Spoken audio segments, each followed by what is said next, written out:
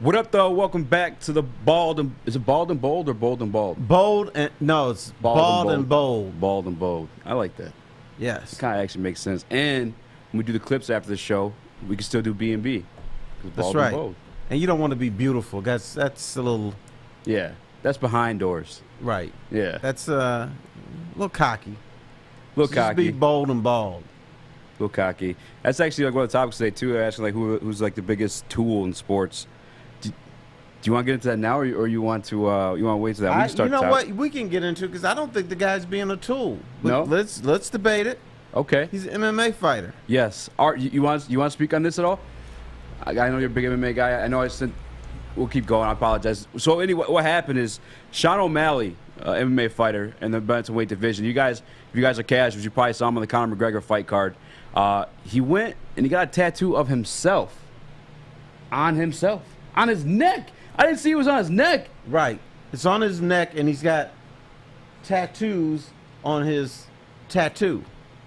That's awful. You think that's not awful? bad? No, I wouldn't do it. But first of all, he's an MMA fighter. You got to be crazy to be an MMA fighter. First of all, fair. There's got to be something wrong with you. So yeah. So and to be good, you really have to have something wrong with you. So. I think what makes it worse, like looking at it, is like it's not even a good tattoo.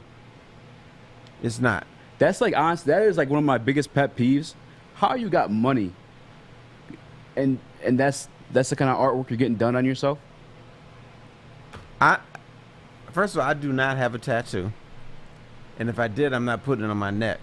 Yeah, no, I'm not putting it on my face. Yeah, you're right. That's not a real good tattoo. That's just. It's awful. That's what he does after he wins a fight. Sometimes he Sean O'Malley, Sugar Sean. You put a little color in there, something. Something, man. And like that's just awful. That's the biggest douche. So how is he a tool though? That's my question. So tool, like when I think of tool, I think of like a douchey type. But guy, I know what a tool is. Yeah. But why is this being toolish? He got a tattoo of him. You have a tattoo of yourself, and it's a bad tattoo. All right, maybe he's not a tool. He's an MMA fighter. He's crazy. You know something's wrong with him. Yeah, he's got early signs of CTE. It looks like.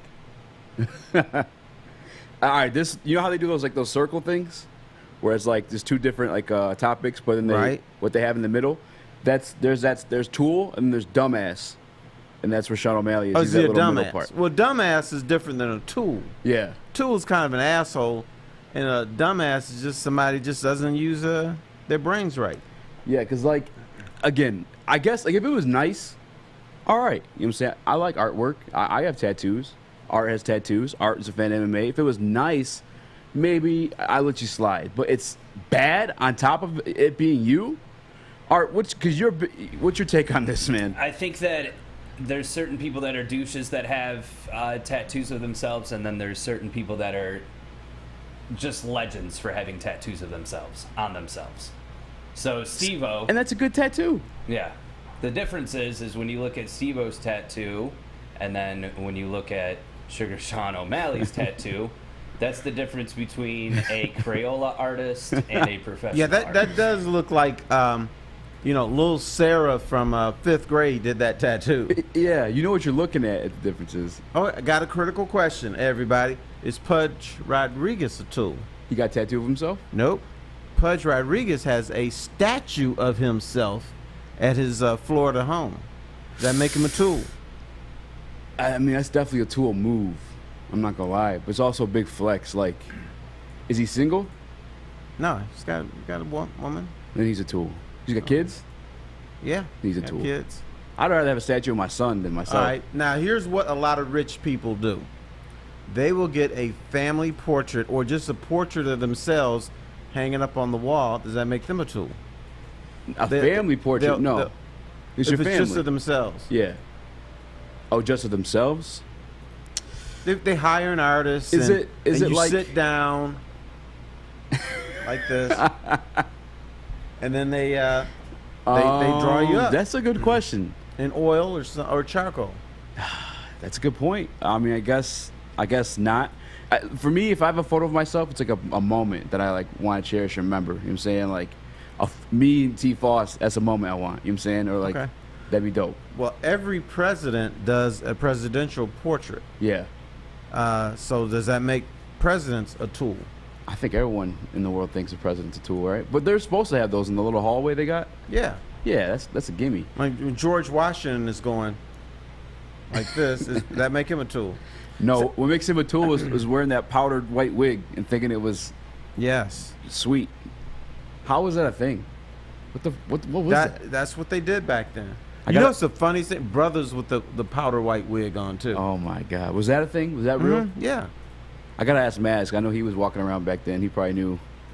Maz had the powder white wig.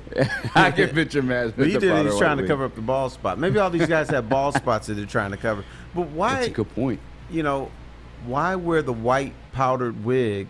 A thing. You're a dude, man, and it's got a lady's haircut. Plus, when your hair is white, you're like old. You know what I'm saying? It's not. I mean, I guess maybe back then people were dying from plague earlier. Maybe it's like a sign of like, I'm still alive or something. I don't fucking know. Yeah, I guess. Well, you know how you can show people you're alive? Walk. Yeah. Just walk around. Yeah. So I don't know how we got on hair on this because we both don't have it. But Mrs. Dixon, who was 80 when I was a kid, she dyed her hair blue. And that's what old people did. It was supposed to hide the gray hair. But I don't know how it's better to have blue hair than gray hair. I never got that. I think it's because the grays, associate you to being old. Well, what about blue? Blue is what like do we young. call somebody that pisses us off on the highway and they're old? We call them a blue hair. So that's I've not never being said positive. that in my life. Oh, that's right. That's right. I'm dealing with young people around here. Have you ever heard of that before? Blue hair? Anybody hear of a blue hair? Mm-mm. Kennedy? Blue hair?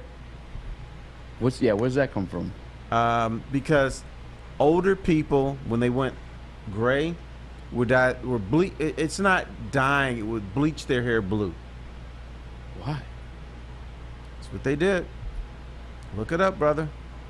We went all the way from bad tattoos to blue hairs. That's awesome. But I just don't think he is a tool.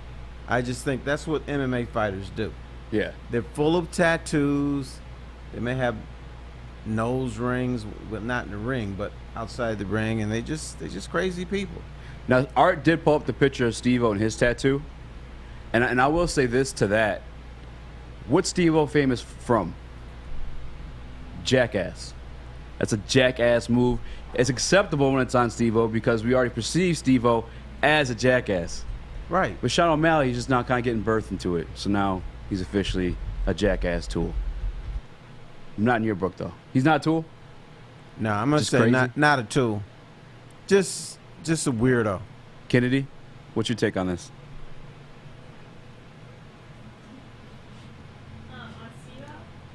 Or on Sean O'Malley? Both. Because I feel like Steve-O is acceptable. He's already is horrendous. It is some of the worst artwork I've ever seen in my life. And I've seen actually a lot of bad tattoos in my days. But, yeah. And we all know Sean O'Malley's, like, kind of an asshole anyway. So it's, like, fitting for him to do something stupid like that. But then when it comes to Steve-O, being dumb is his thing. So, like, it's funny and not. Yeah. It's expected of Steve-O, which doesn't make it toolish. Sean O'Malley for sure toolish. And Art actually just put a picture up that should have confirmed that Sean was a tool before he got the terrible tattoo of himself. Do you know who Tekashi 6ix9ine is, Uncle T? I do not. He is a New York rapper who went to jail for snitching on his gang, and he came out and he wore it like a badge. He was very proud of it. As you know, snitching, I don't think in any era has ever been cool. No, snitches make bitches. Exactly. And he let this guy, that's the kid right there, tattooing it on him. He's hanging around the kid, and he let the snitch tattoo his logo on him.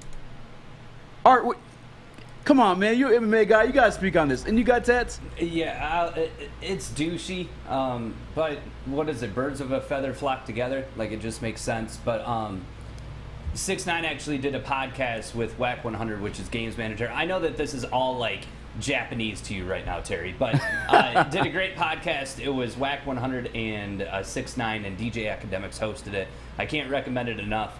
But yeah, this right here is just the epitome of just give me attention, please. Like, and we're giving it to him, but not in the way that he wants it, probably, or maybe it is in the way he wants it.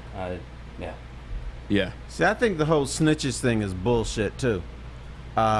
Sometimes you should tell something happened. Now, I'm gonna go way back. My grandmother got robbed by some fools. These guys knew who robbed her, and they wouldn't say who it was.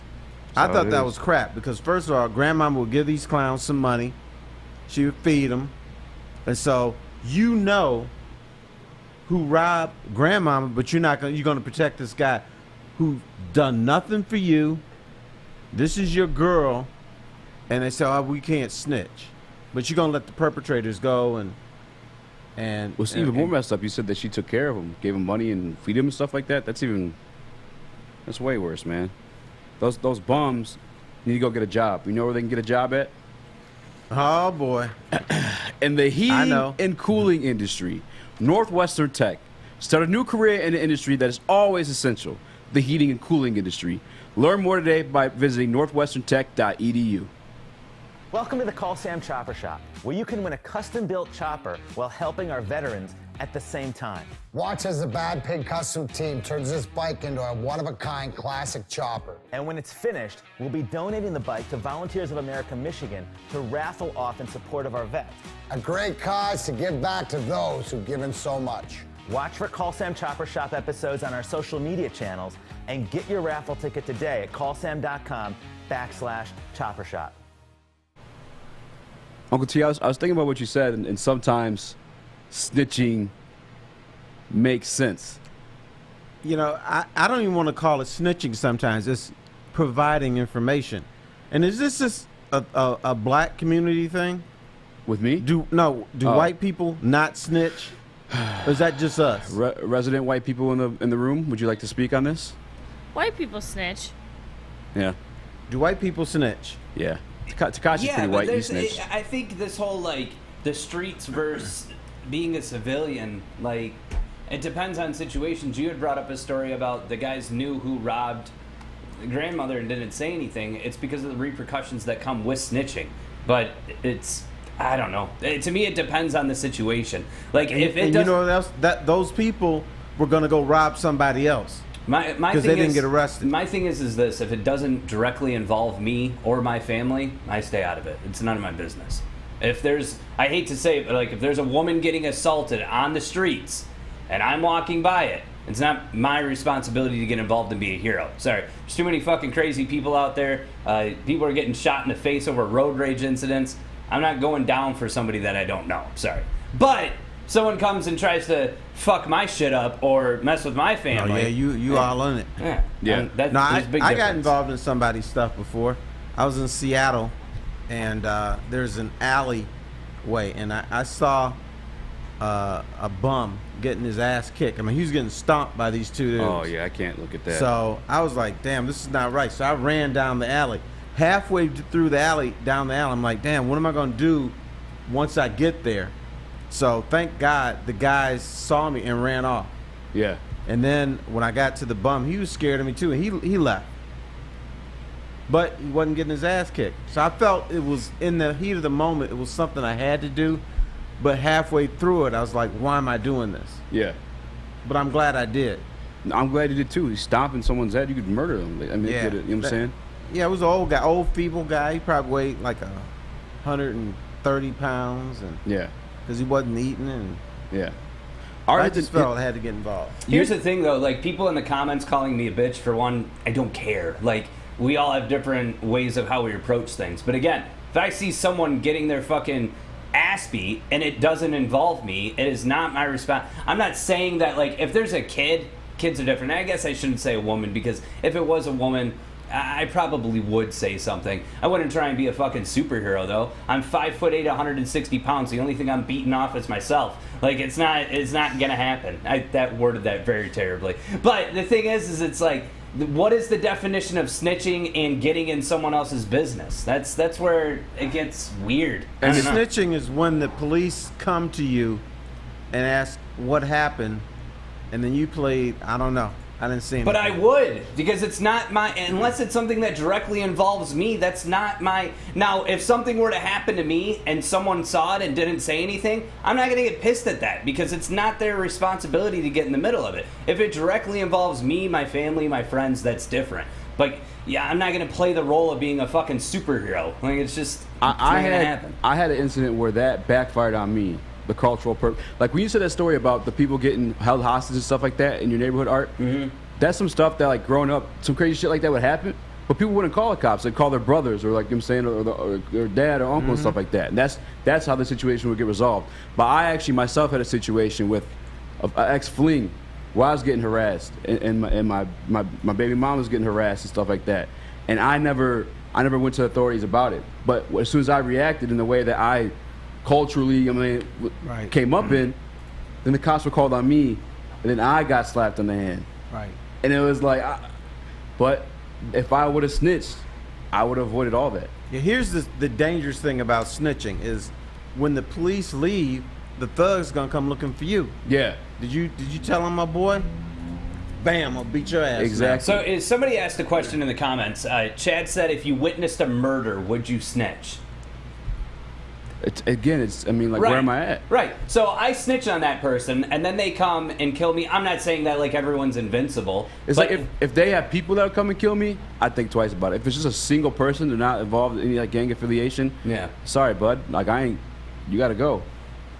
Like, if it was and the who mob, they murdered too. If it was the mob, a lot of people are quiet. Yeah. Because they know if you bring down the mob. But that's the thing, though, Terry. You don't know who is the mob and who isn't. I mean, the mob has a certain look, sure, back in the 1970s, but, like, you don't know what that person's capable of, and it's not my business to get involved in somebody else's business. I'll tell you another thing. I don't know my neighbors' names, and I don't care to know them, because I don't know. Like, you know what I worry about my house. Like, that's why I tried in your situation, Uncle T. I pull up the dad voice. Hey! Right. Hey! Yes. And make that clear. Like, there was someone who who broke into my neighbor's car last summer, and I was standing there watching it, and I said, "Hey!" And they took off. Am I a fucking hero? Should I be crowned? Yes. No. It's yes, just, you are a hero. Hey, no, but you did. You got a lot of crime in your neighborhood, in your trailer park. But here's the thing, though. There's a big difference between involving yourself in other people's problems and situations. And I don't know what the fuck people are talking about. Like Patty said, if someone murdered your kids, like, shut the fuck up. We're not talking about that right now. What we're talking about is I don't involve myself in other people's bullshit. If it affects me, sure. But if it doesn't affect me, I'm not getting in the middle of it. That's all that I'm saying. Because then, oh my God, that person did that, and then they're coming after your fucking ass. Shut your fucking mouth. Doug in the chat on YouTube commented something too. He said, "Where I grew up, you didn't snitch to the cops because cops be more dangerous than most criminals." And in a way, sometimes if you have, like what happened with me, I had something on my record from that incident. For something I was a reactionary too, and that record is with me for life. You know what I'm saying? It's not like a fight and it's over with. I have to have this stain on my record every time I apply for a job or something. You know what I'm saying? Like, oh, so that's why I have to have security when you're in the building. You know what I'm saying? I get it. Hey, yeah. All right. You know what I'm saying? But yeah, I mean, it depends where you're at. Ultimately, stitches get stitches. It depends where you're at. You just gotta be smart. You gotta be aware of your surrounding. But you also, I think you need to, at times, be conscious of your community, of the people surrounding you. For instance, if somebody stomps Easy's head, we're not gonna identify the person. If it's Easy, I don't know. Art wouldn't. Yeah, you wouldn't be able to identify that person because they're not even getting that close. Yeah, we like, I don't know what happened. I didn't see anything.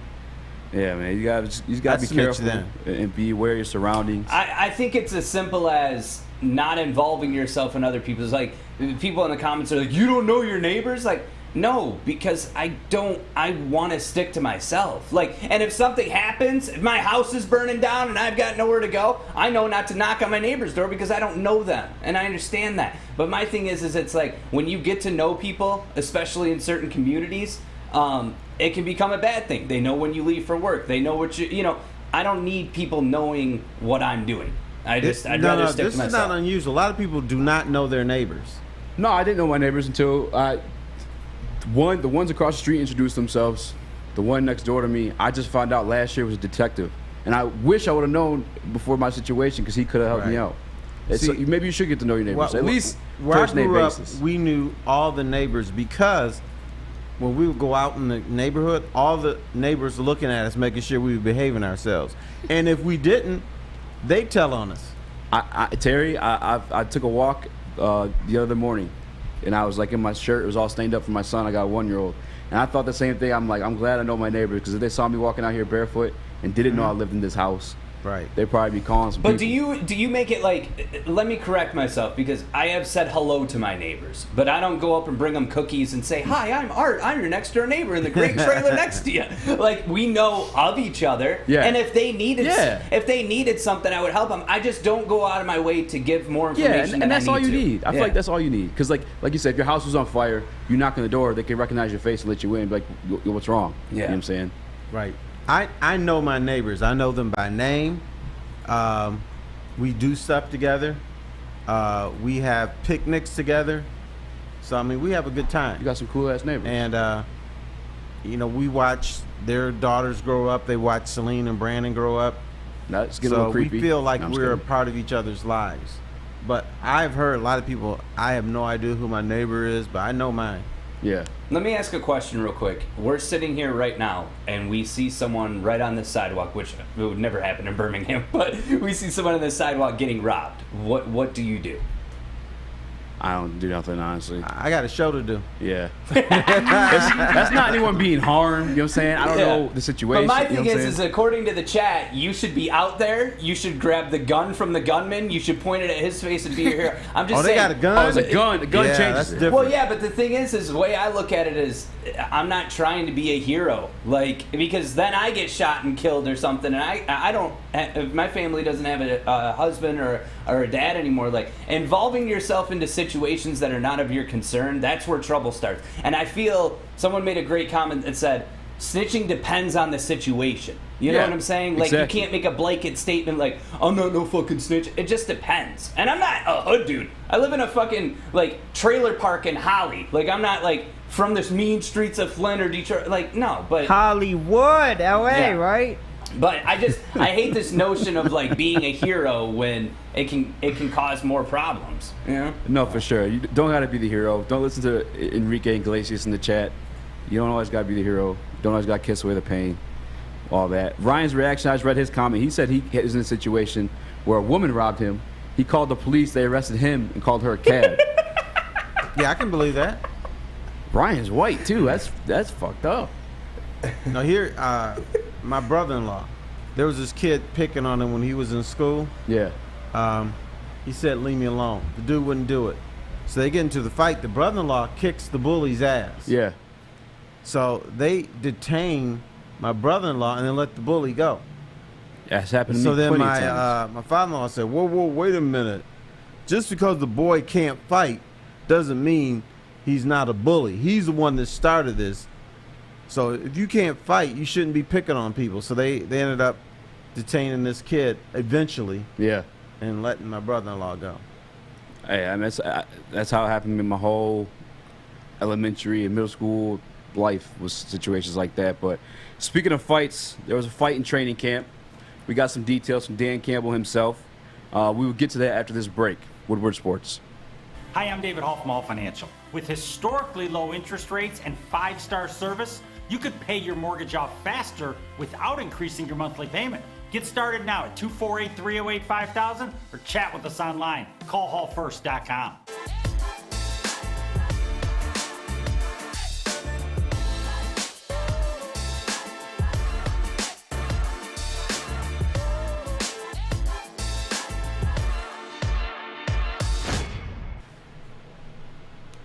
So we were talking about fights, and there was a fight in Detroit Lions training camp between two rookies. Receiver Amon-Ra St. Brown, the second name, can you help me with that one? Infantu Melafanu? Iffy. Let's call him Iffy. Iffy, can't you see? Dan Campbell had a reaction to it, and I would like to get your take on this. He said, Art, may you read this for me. It's exactly what he said. Dan Campbell said that it's nothing wrong with a few heated battles on the field when referencing the St. Brown scuffle. Said it becomes a problem when it is a team brawls all practice long, and that you get better with players pushing each other to their limits. That's from Corey Woods from the press conference of Dan Campbell the other day. I like when young fellas thump. Yeah. Because I think in this situation, both of these guys are trying to ascend up a ladder. They're rookies. They've been told they're nothings by veteran players, and so they're trying to establish themselves. So they fight, and I'm good with it. No, absolutely. We kind of spoke on this a little bit yesterday. Like, that's competition. You know what I'm saying? That shows you they're hungry and they want to win. They want to be that guy. They want to prove to you that they could be a piece of this team, and I love it. You know what I'm saying? And the both rookies. Yeah, I think this has some merit to it. Now, some fights are just, I'm just pissed off and it's hot. Yeah. There's no other reason, but I want to beat your ass. Yeah, and I listened to that press conference yesterday too, and Dan Campbell actually said that they had another rep after that. It was competitive and clean. There wasn't any scruffle or fights after that, and right. I mean that's what you want. To me, when I look at that stuff, if it's a brawl, like with the team, you know what I'm saying, and people aren't caring about the safety of others, because stuff happens in brawls. I think New York Giants just had Daniel Jones at the bottom of a scruffle. That's their starting quarterback. Mm-hmm. That means your coach doesn't really have, I guess, control of what the situation, what's going on in a brawl situation. One-on-one, there's competition. Right. And plus, and the other thing is, I'm trying to show you I'm better than you. Exactly. Right. So if I beat your ass, then you got that swagger the rest of the practice, the rest of the preseason, the rest of the regular season. So when you line up, they're like, okay, yeah, you might be pretty good, but I beat your ass last week. Yeah. So what you got to say? Exactly. So it's a man thing. Yes. And you're trying to establish a base. Yeah. And I'm better than you. I'm better than you. Oh, this motherfucker beat my ass last week. Let me chill out with this dude. So you trying to establish something. Yeah. Because when you're a rookie, you're a nothing. I don't care who you are. Vets look down on you. They make you do silly stuff, and you got to do it pretty much. Yeah.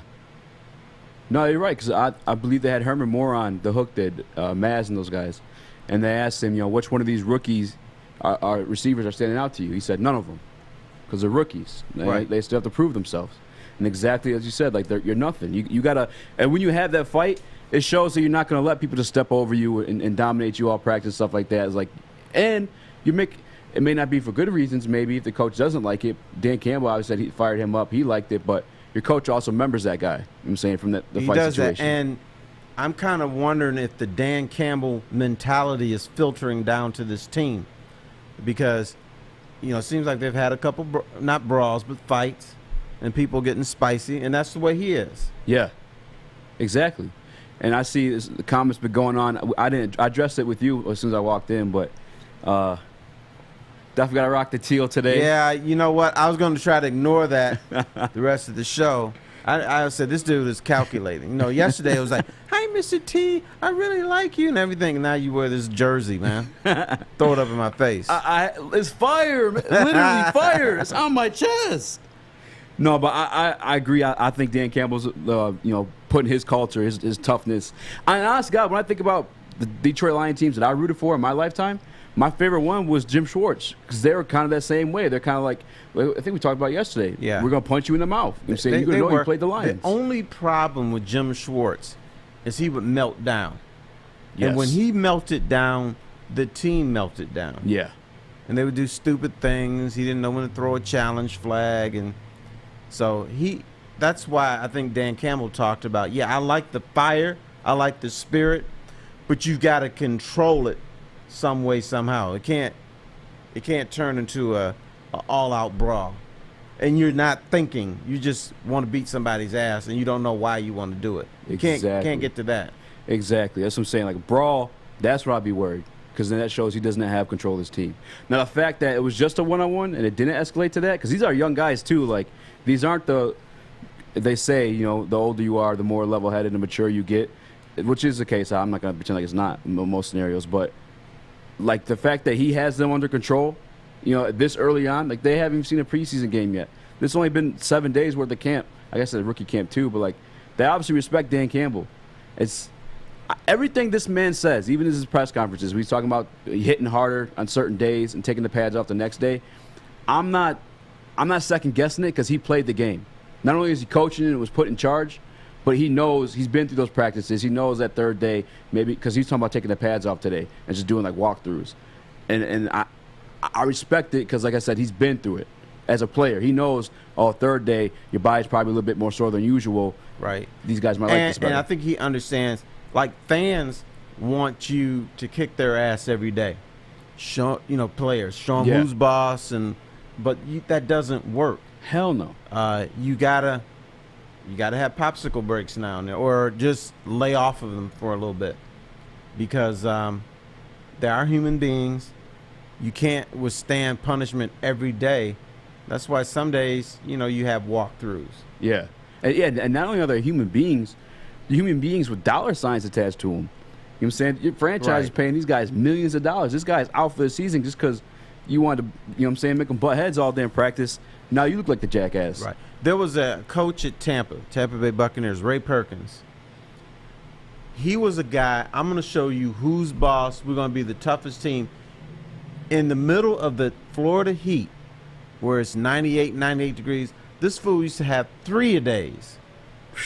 His thinking is, okay, everybody in the NFL might be doing 2-a-days. I'm going to do 3-a-days, and my guys are going to be tougher than everybody else. Guess what? About the 7th, 8th game of the season, their legs ran out. They were done. And they couldn't sustain that because he wore them out. And plus, they're pissed off.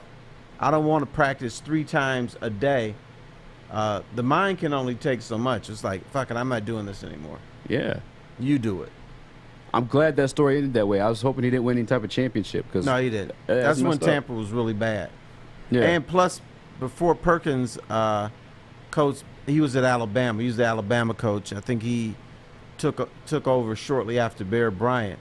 So he just thought he was this badass. But he had to learn the lesson. Yeah. And I don't remember if it was Darius Slayer or Glover Quinn, but fortunately he was able to speak to both of them. And they said, like, when it gets, because we were talking about Matt Patricia and his practices, and he would do stuff like that. He would have you running suicides and, all kinds of conditioning drills and stuff like that, which get in shape, yes. But as, like, punishment or to, like, make them better, these guys are in the NFL for a reason. They have that aggression. They know how to tackle. Right. You know what I'm saying? Like, they're at the cream of the crop. They know what the hell they're doing at that standpoint. I think his biggest mistake wasn't working them hard. His biggest mistake was not explaining his team why he did that. They didn't understand why we're doing these ungodly practices. But you have to explain. It's like a corporate setting. You might be the CEO and you may have ideas, but you run it by other people. Yeah. And then you explain why you want to do this, what your goal is. And so he didn't do that. He's just, I'm a hard ass. You're going to do it because I want you to do it. That's not good enough. Definitely not good enough. As a subordinate who has leadership, I've looked leadership in the face and like, I've lived this. This is my second life, Terry. I don't take a lot more bullshit too much anymore. So like, I've looked leadership in the face and like, that's some bullshit. Like, I need a why. You know what I'm saying? Like you said, if you want me to bust my ass or you want me to do something that I think may be a waste of time, give me a reason why. Like, make it make sense for me. I'm sitting D-Mac's chair. That's something he always says. It's all about the why and the culture. Right. But it's true. And you might think it's stupid, but they explain to you like, oh, I never thought about that. That's not a bad idea. Exactly. I'm more willing to participate in whatever they want us to do. Facts. It's like that homeless man getting stomped out. Now, that looks fucked up, but if those guys would tell you, hey, this guy raped my sister, my little kid's sister, then there's a why there. There's a difference, right. You know what I'm saying? The why is always important, man. It's always important. Is there, because I seen the comment, I think it was Chad, he said that Dan Campbell's a combination of Schwartz and Caldwell. Is that, I think it's a little bit more, what's your take on that? That's a very hard combination. But I think what he's trying to say is he has the fire that Schwartz have, but he's also trying to identify with the players. He's trying, he understands what they're going through. So I think if we got to see all practices, all meetings and everything, we would see a softer, quieter side of Dan Campbell, where he's not up here all the time. He's not got his 4 shots of espresso in him all the time. You have to go by different speeds. Yeah. You can't go all out all the time. And I'm sure that's what the texter is saying. I'm sure that's how Dan Campbell handles it. Yeah. That's it. Kind of point with it. And we'll carry this one on as well as some other conversations about the young Lions players after this brief break. But let me tell you about MyBookie, ? MyBookie.ag, where you can go and capitalize on all the underdog bets for the Detroit Lions this year. Just make sure you use promo code Woodward to match your deposit up to 50% at MyBookie.ag. Tony is a third-generation logger that has a simple, practical approach to life and work. That's why his Coast DX342 knife is perfect for him. The stainless steel blade is rust-resistant and made for all-weather use. And the double roll-lock safety ensures that it will never inadvertently close when he doesn't want it to. That's why Coast is trusted tough. Welcome back to the Bald and Bold. I'm chilling with my man, Terry Foster. It's crazy to hear that out loud, man. It's still wild. We found out we're different from you. You do like bold things. I like it a little simpler. Yeah. I like simple, but sometimes you gotta be bold. I got to ask you a critical question. Okay. Do you own a pair of red Gators? Nah, hell no. Do you want a pair? Hell no. All right. Yeah, You're not that crazy then. No, I'm not that That's crazy. all right. I'm not type. I never really understood that. Like, I have this jersey, and the jerseys are expensive, but like, I'm a fan of sports. I'm a fan of nostalgia. Mm-hmm. Shout out to Sneaker Box Podcast. Make sure you check them out on Sundays. I believe at 6. But I can't. I'm never gonna pay $200 for shoes. I just can't, unless it's like practical. $200. Try $400, brother. That's how much the Gators are. Oh yeah. I mean, you can get it for $200, but that's insane to me. I remember I was in New York and I saw these shoes I absolutely loved. They were by some fancy dancy little thing, and I looked at it and said, these are some sweet ass shoes. Turn it over. I said $495. I'm like, man, ain't not that sweet. I put them back. But I liked them so much, I stared at those shoes for another 5 minutes. I said, there's no way you're going to buy these things. So just look at them and admire them and imagine them on your feet. But I couldn't justify it. I can't, yeah, there's some things, like I said, I like the jerseys, tattoos. I spend a lot of money on tattoos, but even then, that's on you, like, forever. You know what I'm saying? I feel like young Terry, because you do swag out, especially for like a. But this is old man swag. Okay. Like this is Tommy Bahama. You dress cooler than me, Terry. Like consistently cooler than me.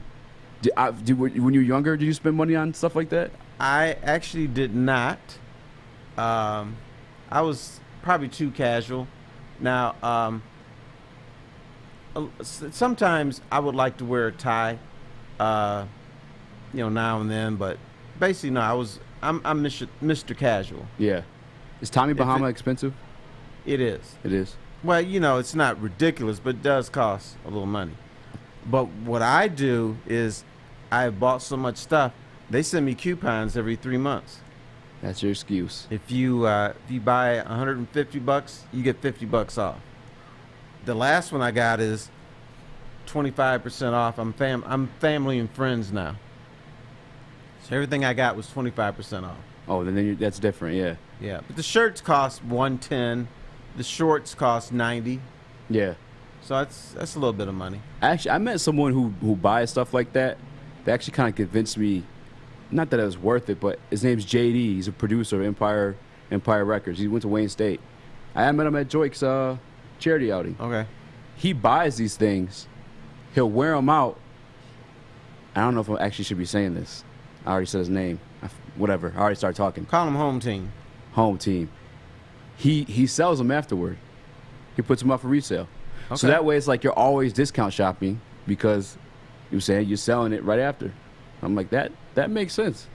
Because like you got that shirt 90% off. Or, you know what I'm saying? Have you, when you watch the NBA playoffs, there is a guy in his 70s with long hair, and usually he's wearing a snakeskin hat. He's wearing snakeskin boots, pants. It's loud. Yeah. His name is Goldstein. It feels like that guy's name would be Goldstein, the way he describes it. He is a multimillionaire. He goes to different playoff games. Like, he's at a playoff game every night during the NBA playoffs. Yeah. That's his thing. I've interviewed him in his home in Beverly Hills. Michigan? Or Beverly Hills, California. Okay. He tells me he goes to Milan twice a year. He goes there for the fall fashion, and he goes there for the spring fashion. Every time he goes to Milan, he spends between $80,000 and $120,000 for his wardrobe. Sheesh. And it is Doesn't loud as surprise hell. But me. he's a big NBA fan, and that's what he does. He got his money in real estate, and he is loud. If you got it like that, you got it like that, I guess. Mm-hmm. You know? He knows all the players and stuff. They like him because they notice his clothes. That's crazy. It's hard not me. to notice him. We keep talking about clothes. This is a sports network, so I will talk sports. Detroit Sports Network. I apologize for getting off track there. I said, how did we get on the clothes? I have no idea. I don't know how we've gotten on anything today. We talking about blue we're just hair? kind of talking. Yeah. That's how I like it, though. I think we've just got too comfortable and too casual. That's what's happening. It's that all right. happens. We're having a good time. Penei Sewell played left tackle in college, cream of the crop, the first left tackle taken overall this year's NFL draft. However, the Detroit Lions have a starting left tackle named Taylor Decker. A damn good one, if I might mention. I think Taylor Decker's serviceable, more than serviceable. He's good. How do you feel about Penei Sewell making the switch to right tackle? Is there anyone in history that's made that switch that you could reference to? I imagine a lot of guys have, because when you're drafted as a left tackle, normally there's already a veteran at left tackle, and they're not going to make that switch unless the left tackle really sucks. Taylor Decker doesn't suck. He doesn't suck. He's a good left tackle, and on the defensive line, you want to move as few positions as possible. Like, you don't want to move Penei Sewell to left tackle and have him learn that position while you move Taylor Decker to right tackle and have him learn. Now you got an established left tackle, and then you got the right tackle who's not as important learning, and then at some point when Taylor Decker retires, and Penei Sewell will move to left tackle and be in that dominant role. So what you have fewer pieces learning new positions. Yeah. And so that makes a lot of sense. And the bottom line is Penei Sewell is going to be on the field as a rookie learning, even though he's not going to be a right tackle his entire career, but he's out there still blocking people, still being aggressive, still learning the NFL. So it makes perfect sense. Now, is he going to be perfect? No, not this year. But he's going to be a better player. So I was nervous at first about the switch because this guy you obviously saw him as an elite caliber player at the left tackle position. Right. But the way that you stated it is that as a rookie, he's learning either way. And so why not, if you have a void at the right tackle position, this guy's going to be learning everything new. Hey. You guys missed someone walked by. But anyway, he's learning something new either way. I guess he'd be the piece you move into the right tackle position. Now, if he's a physical freak that he's supposed to be, I think he should be fine. But I know that in the NFL, a lot of this stuff is cerebral. You know what I'm saying? You got to know the plays. You got to know the tendencies of, like, the guys you're going against or the what really works good best. Players know every position. They know what the left guard is doing. They know what the left tackle is doing. Even though I'm playing right tackle, I know what everybody else is doing because it's about gaps and it's about teamwork. football is the most teamwork sport that we have as far as the professional sports in the United States of America. Yeah. So the great players know what everybody else is doing. So if I mess up, well, I know this guy's got me, or this guy doesn't.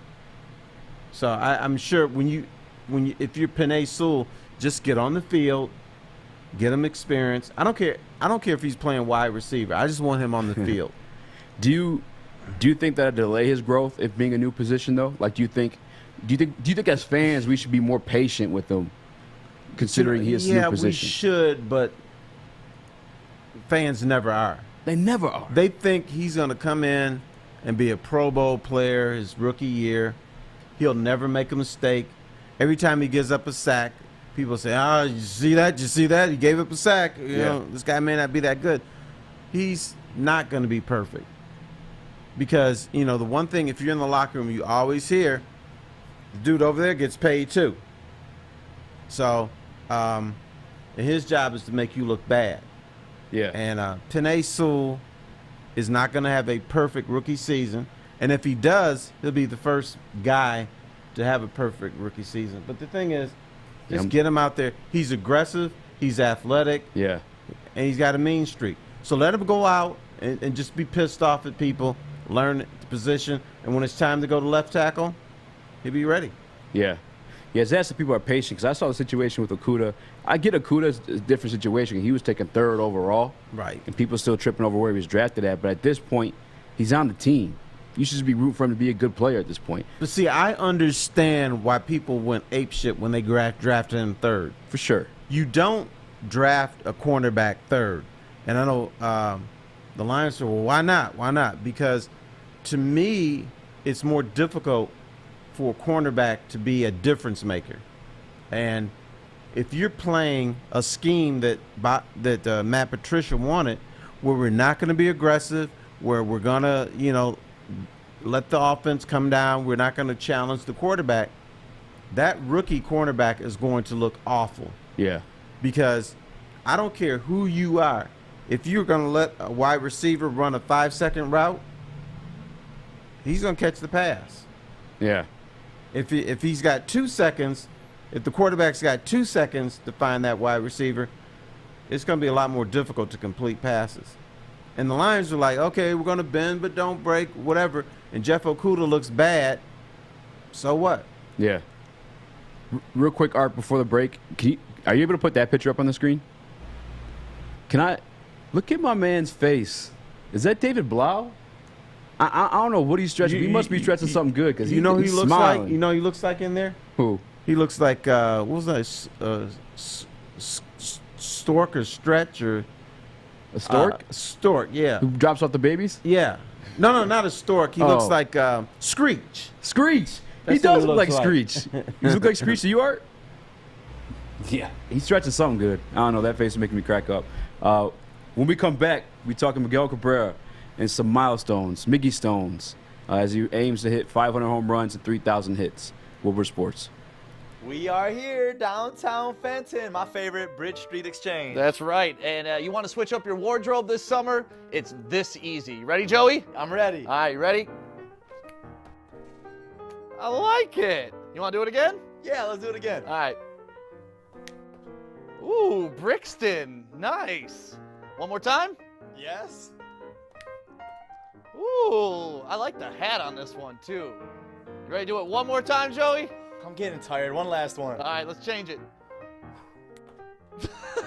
Bro, where's your shirt?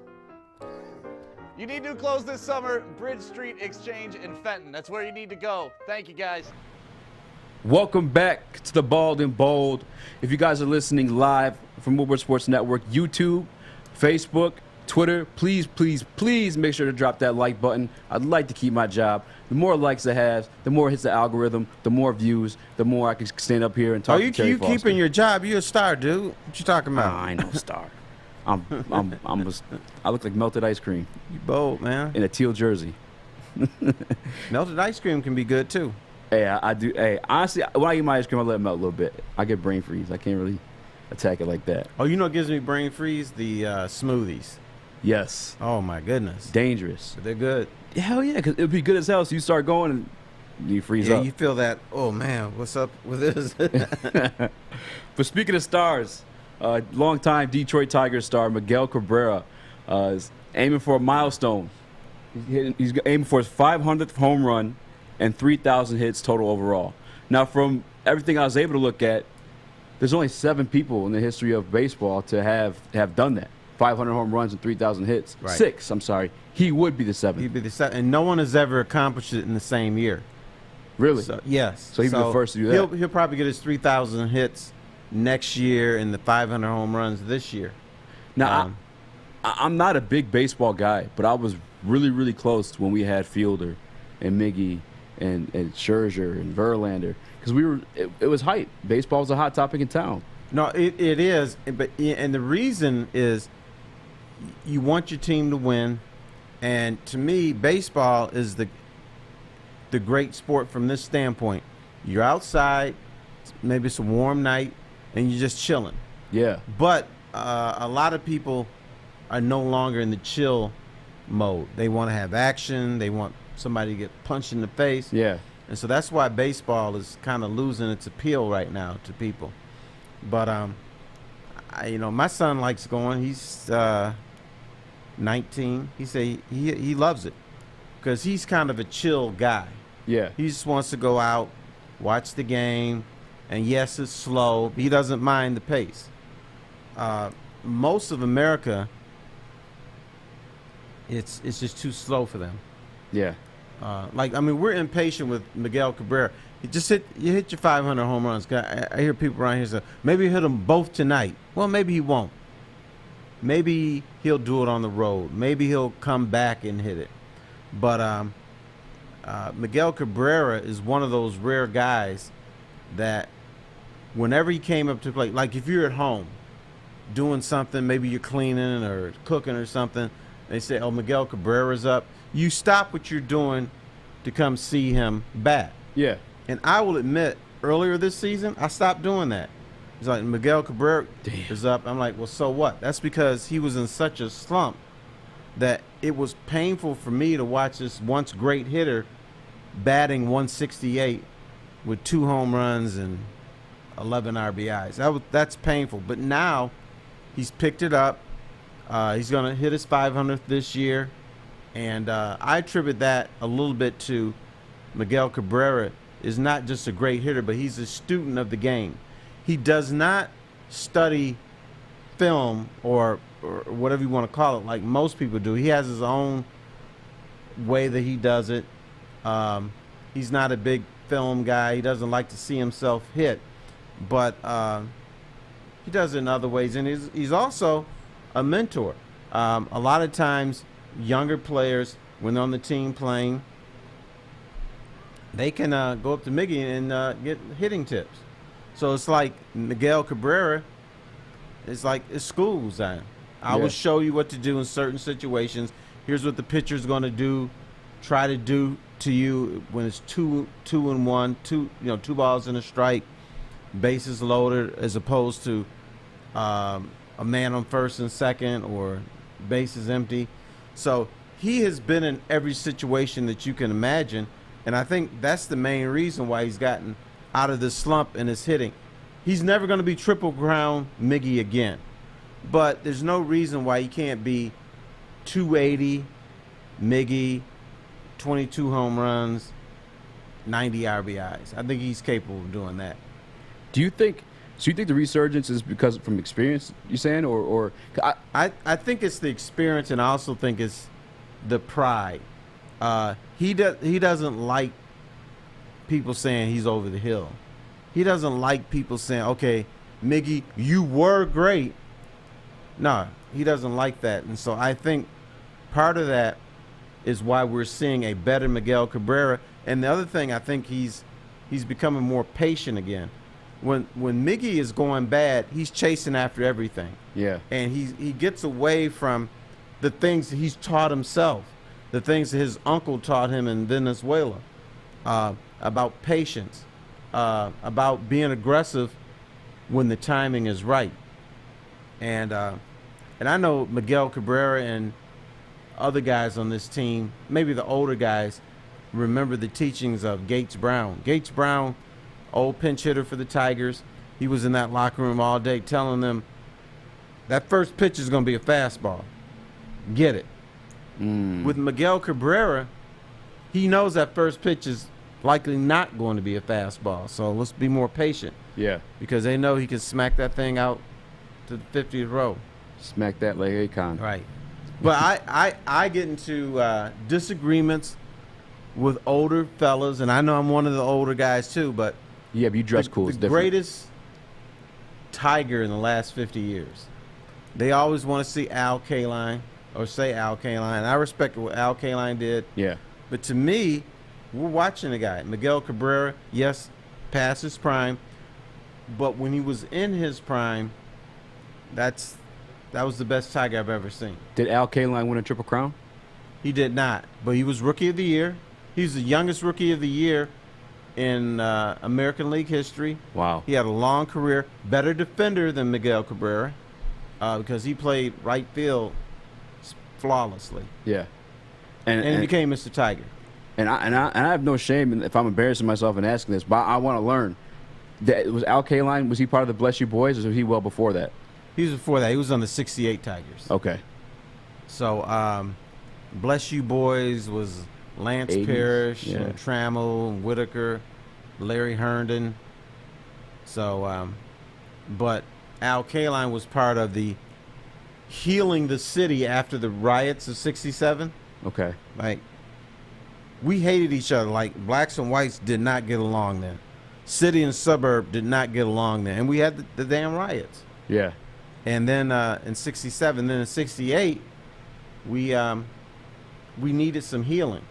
Now, I'll tell you what. I'll tell you a story. 1967, I go to a Tigers game, and I see this black dude and white dude arguing each other, calling each other dirty names, racial slurs, and everything. The brother ends up punching this white dude out, and I mean, hit him square, and he was shaking like this, like, and like a that was TikTok the dancer. scariest stuff I ever seen. I had never seen a dude knocked out that way. If a dude gets knocked out, it's like in boxing, you're out and you're out. Yeah. You're not like halfway between the world and somewhere else. And so that scared me. Yeah. 1968, when the Tigers, I was at the game where the Tigers won the pennant. They beat the Yankees 3-1, and for the first time in my life, I saw a white dude and a black dude hug each other. Now today, that doesn't sound like anything because we always give each other dap. Yeah. But that was so startling then that people stopped to look and go, "Wow, is this a brother and a white dude actually hugging?" That's what I love That's about where sports. we were back then. Yeah. We hated each other. And we used to fight over silly shit like the zoo. We had this thing called stress. Stop the robberies and enjoy safe streets. And basically what it was doing was brothers were robbing white dudes who were police decoys with $100 bills hanging out their pockets. And then they steal it, and then they go run down the street, and they say, "Stop, stress," and they shoot the brother back in the head, kill him. That's where we were back then. This was in the 70s. That's awful, man. So, but we're in a different place now. We still have our problems, but it's a better place than where we were back then. Yeah. That's what I love about sports, though, is that it brings that together. It does, right. Because you're rooting for the same damn thing. Mhm. You guys want the same result. And no matter the color of the players, most of the times, I don't know about back then. I wasn't there, but you guys want the win. You guys want the Detroit Lions or Detroit Tigers to get the dub, the victory. Right. But now, because we're so parochial that people in Detroit don't like people from Chicago. Yeah. Because you're fighting for the same thing. And not to be rude, Chicago people can be assholes. Mm-hmm. When I was the Pistons beat writer, people were fine. But sometimes they say, "Oh, what are you doing in town?" "Oh, I'm here because I'm the Pistons beat writer." And then all of a sudden they would change. They were like, "Oh, you're the enemy." And then they treat you different. No, sports bring people together, obviously, unless it's like your rival city. I'll never forget, I asked one of my best friends, Mike Whitten, I asked him, it was my kids, and I was like, he's a white kid. I was like, if you could be anyone in the world, who would you be? And he said Reggie Bush. It's the first time I've ever heard like a white kid say he wanted to be a black guy. And I was like, man, Reggie Bush is like really like the fucking man. But sports do that, you know what I'm saying? Like, gets rid of that barrier. That's why sports is not the real world. Like, people get mad, well, they treat these sports stars differently than if I was in my office. Okay, yeah, but you're not bringing in millions of dollars a year. You're not, when you're working in your 9-to-5 office, people don't come to see you play. That's why athletes are treated differently. Yeah. Sports, once again, not the real world. I want to ask you, because I know Mickey has a turnaround, and I want to know if that's anything to do with coaching. But we have to hit a break real quick. I want to ask you about that. And somebody commented about Ron LeFlore. I have no clue who that is, and I'd like to learn from you. So, okay. Woodward Sports. I'm looking to bring on another HVAC tech right now. We are recruiting 5 to 10 techs a month. We're looking to grow and expand. Every new tech we hire is from Northwestern Tech. The hands-on training is fantastic. They're always my first call. We love hiring Northwestern Tech grads. They come out trained and ready to work. Our program is only 10.5 months, and our next classes are starting soon. So why wait? I'm looking to hire a graduate of Northwestern Tech. Northwestern Tech. Northwestern Tech. Northwestern Tech. Welcome back to the Bald and Bold. We listen to stories told by the old. Terry Foster, right here. I'm sorry. I had to, you don't know Ron LeFlore. I don't know Ron LeFlore. Okay, I got a history with Ron LeFlore. In fact, last year I was with Ron LeFlore at the Detroit Historical Museum. Ron LeFlore was a very speedy runner. He had a couple phenomenal seasons. But he also had drug problems. My former boss. He's black dude or white dude? He's black. Okay. They used to call him LeFlore or something like that. But my former boss got him into Major League Baseball. And what happened is I used to work at the Lindell AC, which is an old sports bar in downtown Detroit. Jimmy Butcher-Karras, who was a co-owner with his brother Johnny Butcher-Karras, someone told him about this phenomenal baseball player in Jackson Prison. Don't see him play. Can you help him out? So Jimmy drives to Jackson Prison. He sees Ron LeFlore play and says, this dude, he can play for the Tigers. So he got him out of prison. Pulled some strings. Now, Jimmy knew everybody, so somehow he got him out of prison. And he played for the Tigers for a few years, but he was real speedy. The sad thing about Ron LeFlore, I don't know why, but he had to have a leg amputated. So he's got one leg now. And so it was kind of sad to see. This dude was like the fastest Tiger ever. And now he's only got one leg. But he went from prison to the Detroit Tigers. How is there not a movie about that? Did There was. Did you know about that, Art? That's insane, isn't it? From prison to fucking MLB? Yeah, they made it. It was a made-for-TV movie. Oh, they gave him the I think it was called One in a Million or Once in a Million or something. 1 in a Million or something like that. Now, what was he in prison for? Robbery, armed robbery, east side of Detroit. Is the TV made movie? Is it worth? Cause I know some TV made movies are kind of, you know what I'm saying? Yeah, it's not the best movie in the world, but it's a movie. That is crazy. I'm really curious about that. Those types of stories, like, it's like extra gas in my tank. You know, because Did you guys mention that LeVar Burton plays the lead role? Yeah, LeVar Burton played him. Who is that? Art? Oh my God! You want to put him up on the screen?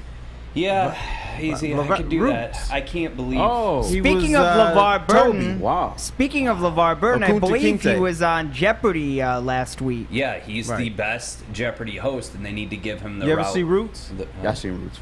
Okay, it's hard to watch. Kunta Kinte. That's LeVar Burton. LeVar Burton, and he played Ron LeFlore. That's LeVar Burton. Yeah. Reading Rainbow. Mm-hmm. Oh.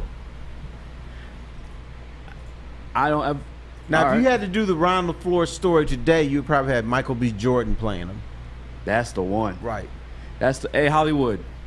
You see Uncle T, he helped you write the script. He was there. Yep. He lived it. See, I thought LeVar Burton was too small. Is this his OnlyFans art? It's his only books. Yeah, his only books. His only mags. What were you saying to you? I'm sorry. I thought LeVar Burton was too small to play a professional baseball player. He's a little guy. Yeah. But he pulled it off. Now, how did he go to All-Star games? Was he successful in the MLB? Yeah, he went to the All-Star game a couple of times. He stole 35 bases. Was he a shortstop or outfielder? No, he was an outfielder. Okay. He played center field most of the time, sometimes left field. That's insane. But he was, from prison to Major League Baseball. That's beautiful. That's what not the only Tiger to go from prison to Major League Baseball, by the way. Who's the other one? Gates Brown. Was he good? Gates Brown was probably the best pinch hitter ever. This dude, he didn't play every day, and the reason they said he was too fat. Gates Brown would eat hot dogs in the dugout. So he was a character too, but he would come up to the plate, pinch hit, and you swear he was going to get a hit every time. Of course he didn't, but he was like, one season he was almost like 400. He batted 400 as a pinch hitter. And for his career, it was like 350 or 3. I mean, he was. Baseball's one of the sports, so I feel like you can be a little chubby. Like I got CC Sabathia, and he was like regarded like. But they didn't want him chasing down fly balls. Yeah, because he'd be huffing and puffing, wouldn't get to it. You had the Kung Fu Panda, who ended my fandom as a baseball fan. He ended. No, and you know what fucked me up as a baseball fan? I like the Tigers. I actually bought a $300 Miguel Cabrera signed Triple Crown ball just because it was history. Once I found out, like, this is the first time this has happened since, like, the 50s, I was like, this is insane. Right. Like, this never happens. It's happening here in my hometown. Like, I got to get it.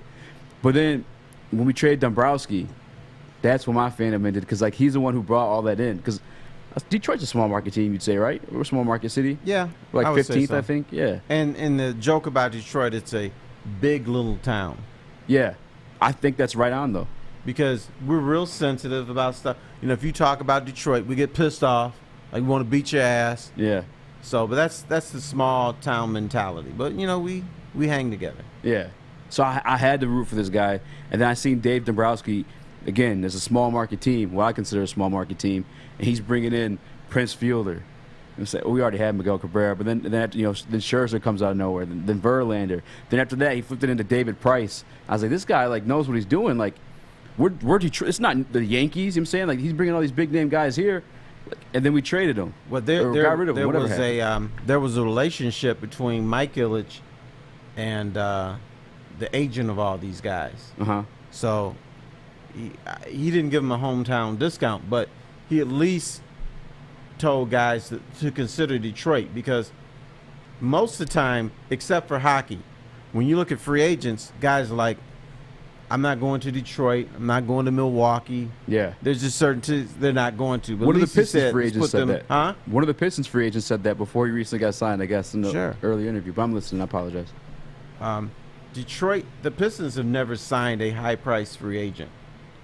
I would say the best free agent they ever signed was Chauncey Billups. And Chauncey Billups was damaged goods. Yeah.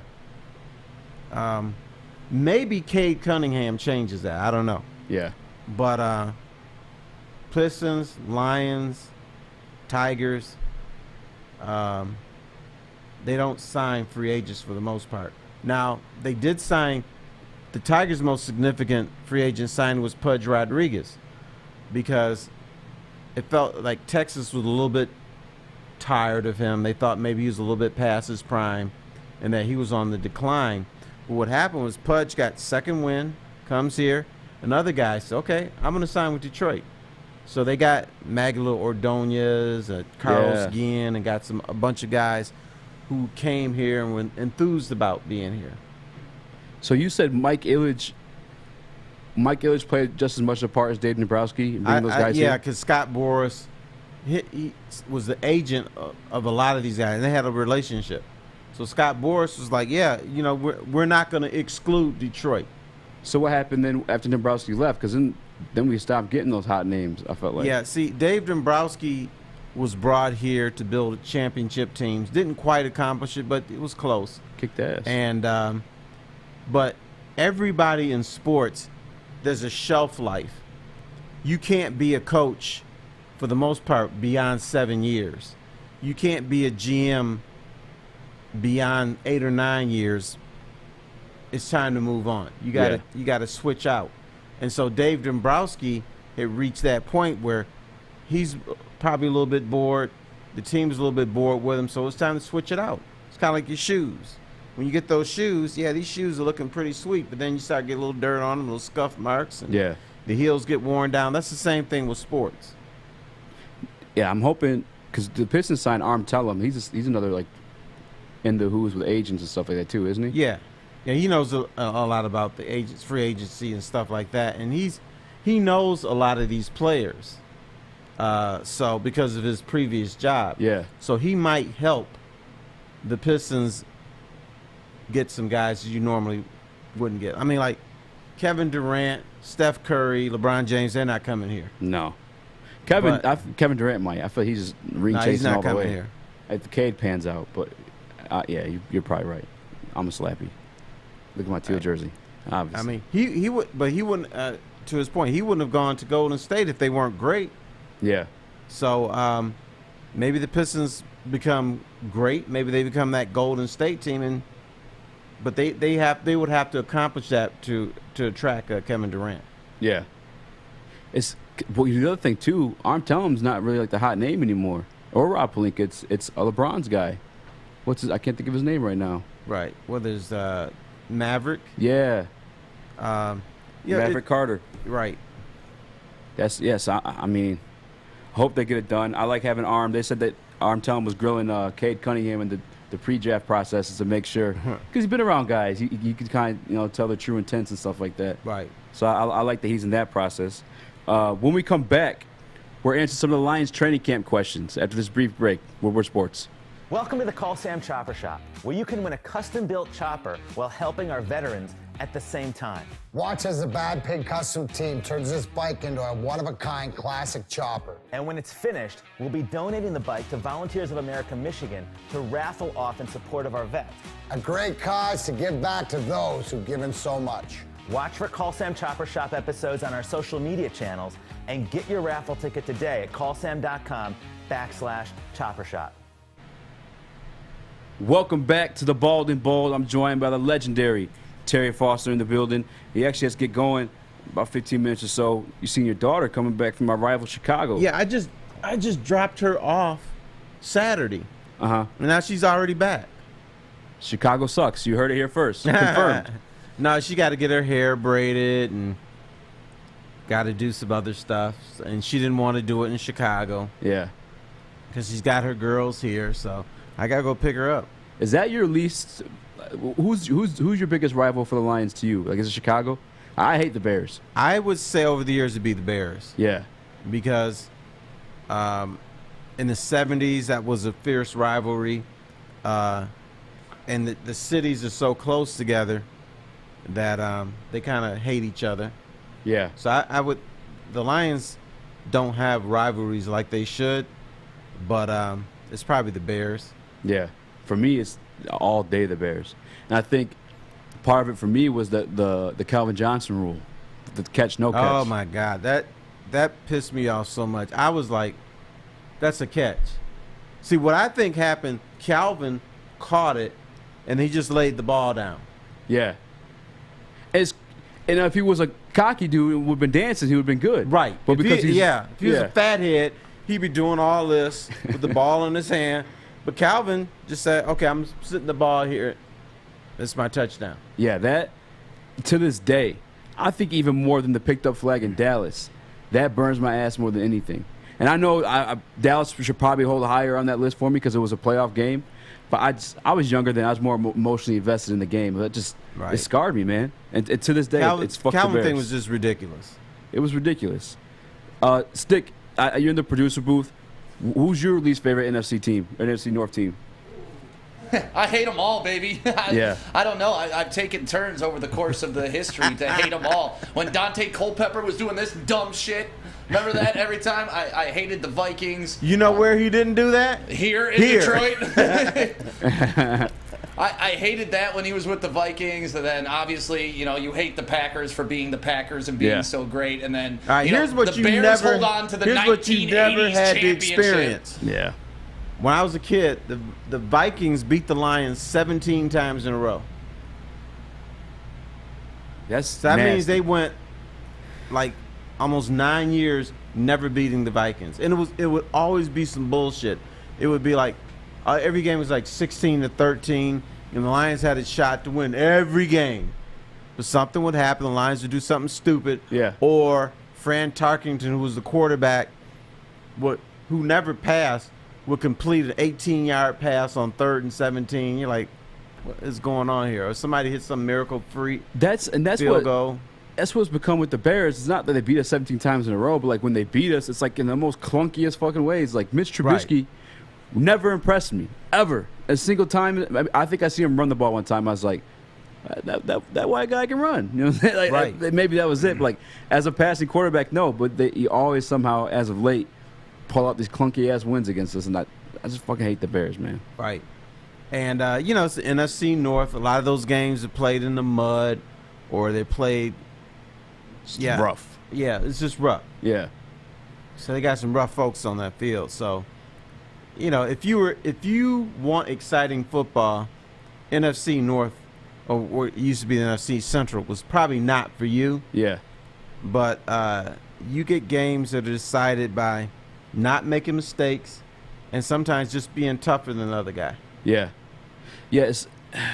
And when it came to like the Packers and like ranking them and like who I like least, there's always respect there at least, because Brett Favre, would be phenomenal at times, and Aaron Rodgers, obviously Aaron Rodgers is like, I want to hate these guys, but I can't be mad that we just lost to that. Like Aaron, look at this guy. You know what I'm saying? Like the shit that he does. Like, what did I expect? You know what I'm saying? Like, I had a conversation with Brett Favre before the Super Bowl that they played in Phoenix. Yeah. And I kind of jokingly said, you guys must be happy when the Lions are next up on the schedule.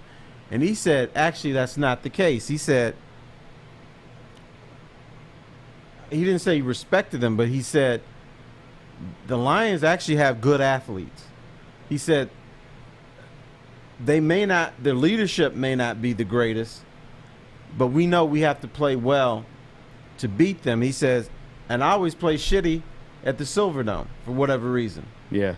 So the Lions were not considered a cakewalk, at least to Brett Favre. And I said, I'm not going to write about it. No, he said, that's the way I really feel. Yeah. But he says they got good athletes, they have good players, they just don't have the right direction.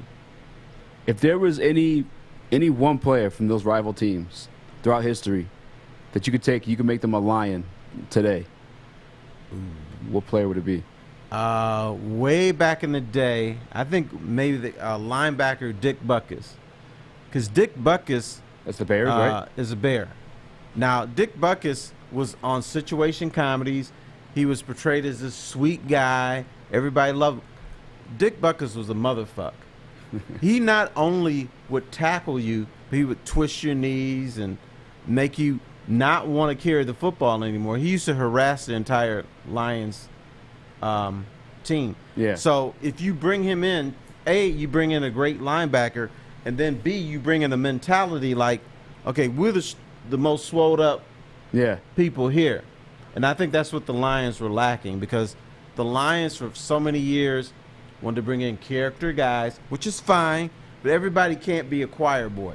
Yeah. I think in the NFL, you need 7 or 8 guys in our locker room that you don't like. Yeah, absolutely. Right.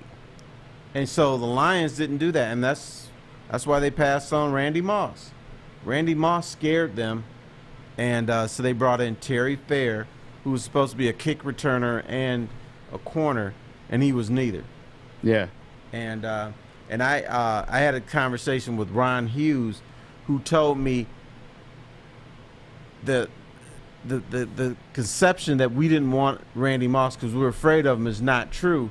He told me the Lions didn't pick Randy Moss because he had alligator arms. I said that's What? bullshit. I said that's baloney. He tried to convince me of that, and I'm just saying I want none of this.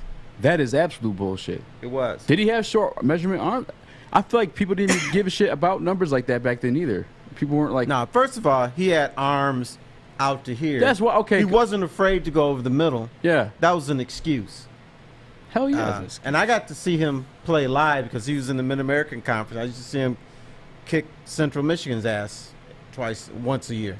So you would take Dick Buckets over Randy Moss, Aaron Rodgers, Adrian Peterson. Yeah, because I think the Lions need that mentality. Okay. That mentality of we're strong. Yeah.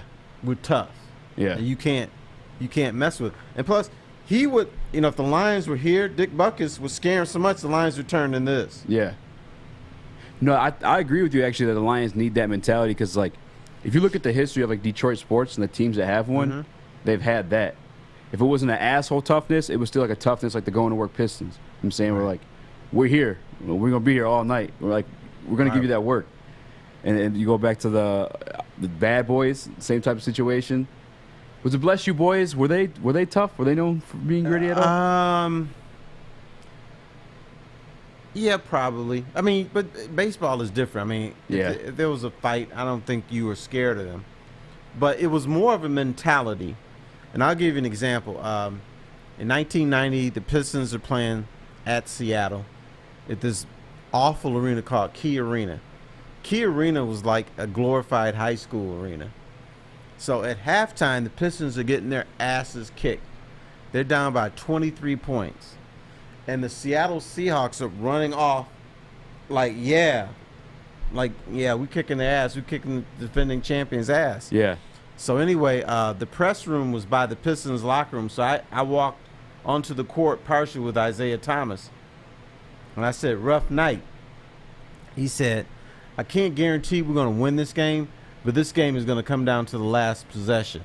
He said, they already think this game is done, and we're too stupid to think the game is done. So what happened, Pistons went on a 9-0 run. So they're down 16. Yeah. Seattle's like, shit, this game is over. We've lost. They're up 16 thinking, we lost this game. Pistons came back, rocked them, won by, I think it was 9 points, and it didn't come down to the last possession. That toughness. But that was that toughness, that mentality that, yeah, we're getting our asses kicked, but we think we still got a shot. Here's what we have to do. We have to slow the game down. We have to do something that's going to creep doubt into the other team's mind. Yeah. So, but you had a game where a team is losing by 16 thinking, all right, we're going to win this game. And the team up 16 is thinking, oh, boy, the bull is charging. We're scared. But that's the mental right here. Yeah. Between the ears. I said it earlier. My favorite team to watch, from the Lions' standpoint, was the Jim Schwartz with Sue. Because they had that toughness. Darren McCarty and the Rivalries, they had that toughness. And I think reason I'm so high on Dan Campbell is when you look at that dude, you even got to know his name, what the hell he does. He's like, that dude's tough. Yeah, you don't want to fight him. Yeah, hell no. I would not want to fight Dan Campbell. There's certain people like you could beat up because you know what you're doing, but there's some people like, they have like they're too damn big and strong and athletic. They're like they'll jump out of what the fuck you ever put. You know what I'm saying? Whatever you gonna put them in. Right. Dan Campbell. Yeah, that's why I'm excited about Dan Campbell. They got that toughness. Terry, I'm getting the gang signs. They're throwing the gang signs at me. And I gotta go pick up my girl. And you gotta go pick up your girl. It was nice chatting with you, man. You too. Are you back tomorrow? I am not. Okay. I got to take her to the hairdresser tomorrow. Okay. Well, I'll see you. I'll text you. Maybe, I'll text you after the show. I don't know when I'm in here. They just kind of tell me to show up now and then, so that's what I do. Can I give you a homework assignment? Sure. Can you find me the picture of those shoes you were talking about? Oh, the ones that I wanted? Yeah. Red Gators or whatever they were? No, they were not Gators. They were by Prada. Oh. And I'm sure they don't make them anymore. They were boots. Yeah, actually, you text me the name. I'll find them. I just want to see what they look like. Oh, this was like 20 years ago, brother. You're not gonna be able to find these. I just want to see like what your style is. I want to see how. Okay, I'll see if I can get something similar to those. Oh, you know what? I got some boots similar to those. I'll wear them one day. Okay. In the fall. All right, deal. When I start wearing my jeans again. Deal. All right. I think Stick is gonna come in here, and I gotta go and pick up my girl. All right. Looky. Those the They ones? found them. They were yellow. Woodward Sports. You know why realtors love using Hall Financial as a lender? Because of our commitment to speed and service. We have nearly 4,000 five-star reviews already. Call today, 248-308-5000, or go to callhallfirst.com.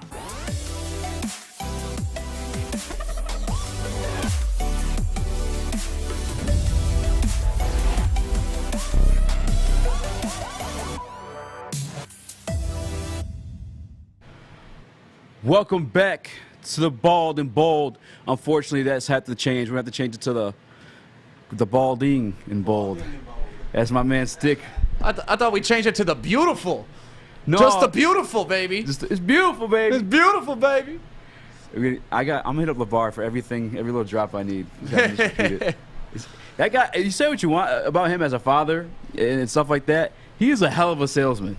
Oh yeah, he's your prototypical like WWE promoter. That's exactly what he is. That's it. Yeah. Him and D'Angelo, I'm telling you, that's what they should go into. Yep. Be like the next like WWE Tag Team Champions. Yeah, the problem is when your kids suck and don't live up to the hype that you build around them, you just put all this extra pressure. Like if I never heard Lonzo Ball's name and he came into the league and is doing what Lonzo Ball did, I'd be like, this guy's a hell of a player. But instead I'm like, oh man, his dad told me he was the next Jordan. His dad made all these promises and this guy ain't it. I tell you He one, ain't it. the one I think he might deliver on is LaMelo. LaMelo's nice. Yeah. I'm not saying the kids are bad. Listen, the kids can ball. But what I'm saying is he set this unrealistic bar for what they actually are, just like he did for himself. Yeah. Saying he could take Jordan one-on-one. You're like, you just make yourself look like an idiot and you lose all credibility. Yeah. It's for me is like I don't know, man. I could tell like he was like the bullshit type salesman type. So for me he was just pure entertainment. I never took anything this guy ever said to heart. I never media was getting all butthurt over like certain things he said. I'm like, I just had enough. Like that was it. Like the first couple times, I'm like, this guy's hilarious, man. I wish my dad would have hyped me up like this. Like, but then by the millionth time, it's like, all right, this shit again. Like, all right, we get it. And then he just started to sound like and say things that didn't make sense. It was like that one kid in high school was like, yo, I could bench 300 pounds, or yo, I smashed Tammy last night. Right. Yeah, you're like, bro, no, you're you fucking capping. didn't. Yeah. No, you didn't. I did actually start to feel bad for Lonzo too, because there was a lot of hype around him that he didn't really like. And that's the thing. Like, had there been no hype, you'd be like, this kid's a serviceable NBA player. But now it's like Lonzo Ball. I thought he was going to be the next great thing. That's what his dad told me. Yeah. Man. That's facts. Because I think he's probably relatable to like Drew Holiday. You would think like. Trajectory if he wasn't I don't even know who his comp is right now, honestly. Himself. Like he kind of plays the game his own style. Yeah. And you know, I like how his passing. I hate that he's with the Bulls now. Like I think the Bulls have done a really good job this free agency. You like that team? This is the second time I don't think they're gonna be that sweet. I mean, they're gonna be good because they're Eastern Conference. They're gonna be a 5 seed at least. Yeah. I think. For sure. Yeah. The East is weak. But they're like B-list celebrities. They're like Yeah. They're a team of Robins. But they're better than they were. You know, before they were just a team of jokers. Now they're a team of Robins, which is okay. A bunch of number twos, and hopefully, actually not hopefully, but, for their sake, they want to pull it together. I kind of look at them as the Pistons' rival again right now. Yeah. Like both young teams on the come up. You have a star player in your point guard, and, they have Zach LaVine. We have Jeremy Grant. Like, they're very similar in the way both these teams are building again. And, I was alive during the first Bulls-Pistons rivalry, and I'd like to see it again. Yeah. It would be sweet. We were talking, not your favorite rival. I don't know. How would you word that? Your most hated rival for the Lions. Who is it for basketball? Is it the Bulls for you? Yeah, definitely the Bulls. I mean, the Pacers took that over like in the early 2000s. Yeah, fuck them. That was a hell of a rivalry, and obviously Malice at the Palace kind of put a staple in it and, made it what it is. But at the end of the day, the Bulls will always be the number one rivalry to me as a Pistons fan. You know what? Actually, I think I can see that happening, them becoming the rivals again, because you got us who just got Cade Cunningham we dropped in our lineup, and what I thought was promising. And here they come trying to stop our shine. throwing Lonzo Ball on the court, throwing DeMar DeRozan on the court now. Right. I think you got a point. Yeah, actually. I wouldn't have minded DeRozan here in Detroit. Like, I still think he's a serviceable, decent, solid player, but he's not going to push you out the gym anymore. Yeah. You know, he proved he's not a 1. And like to your point, he's a Robin. Yeah. And that's what they got. They got a bunch of Robins, like you said. Team full of Robins. Yep. Yeah, we ain't scared because we got a Cade. The Cade Crusader. We have the Batman. There it is. We got the Cade Crusader, baby. Yeah, and they got Robin. Yeah, y'all got Robins. We got the Cade Crusader. Who do you think's be number 2 on that team, the Pistons team this year? Number 2 on the Pistons team? Yeah, like who's the Robin on the Pistons? It's got to be Jeremy Grant if they want any type of success. That was a dumbass question. That was an obvious answer. I apologize. Yeah, not really, though, because like you look at Killian and you want him to evolve. Like, you want this to be Joe Dumars, Isaiah Thomas Part 2, right? That's essentially what you want. And I saw somebody like, the light-skinned Joe Dumars and Isaiah Thomas are here. Killian and Cade. Let's go. That's funny. But that's ideally what you want. You want that powerful, positions in shooting guard and point guard. Yeah. Yeah, it's crazy because, like, for some reason, and I don't know if it's just me, if there's anyone in the chat who agrees, but, like, I keep forgetting about Jeremy Grant. But then when I remember him, I'm like, oh, fuck, like, Jeremy Grant's nice. Not only is he nice, he's getting some Olympic experience right now. It's his second year on this team. He left Denver to come here and, be a star because he wasn't going to get that opportunity being a 6th man in Denver. But now he's here. Last year, he was the man, right? He was our A, B, and C option on offense. Yeah. Now, Cade is the man. So he's taken all that pressure off of Jeremy Grant. He's taken all the pressure off of Killian.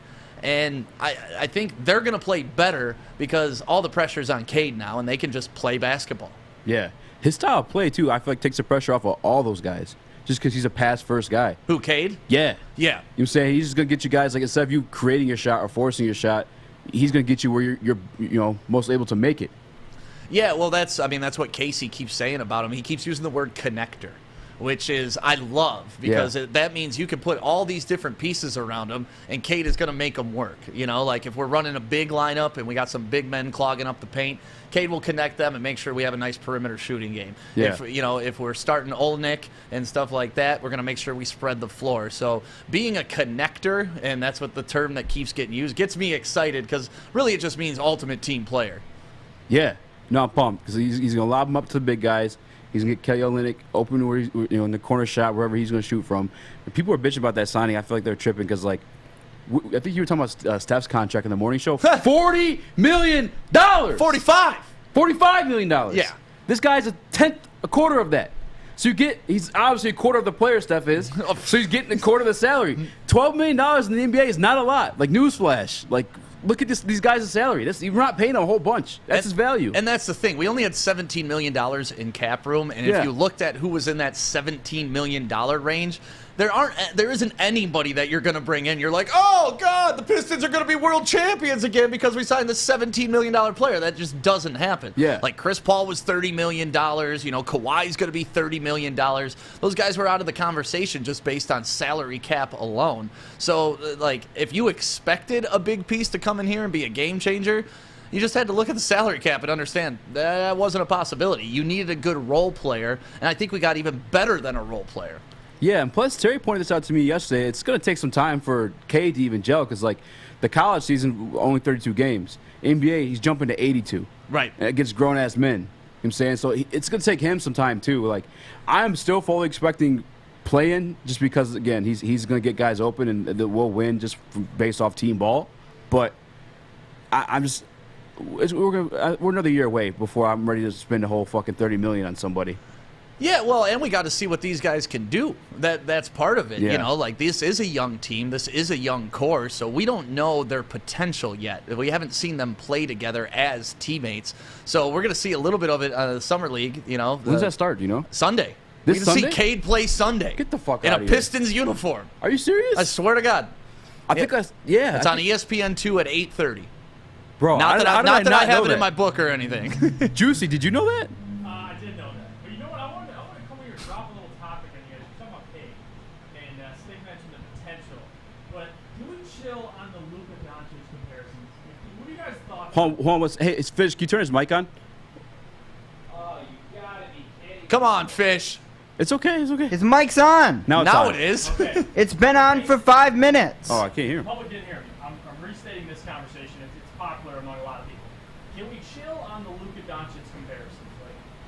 just mentioned the potential's there, but what are your guys' thoughts on that being brought up a shit ton? It scares me a little bit just because, like, I think Luka's amazing. Like when I watch Luka play, he's not very athletic. I'm saying he's not gonna jump and he's not doing facials and posters and stuff like that. Right. But somehow, night after night, this white boy putting it on him. 43 points, triple doubles, and hell yeah! Yeah, go white people! About time. We usually look stupid out there. No, but for real, you know what I'm saying? Like, he's not he's not uber athletic. I like the comparison, but I understand that Luka's a lot more skillful. Obviously, he's proven because he's done it in the NBA. But I think Cade offers something that Luka doesn't on defense.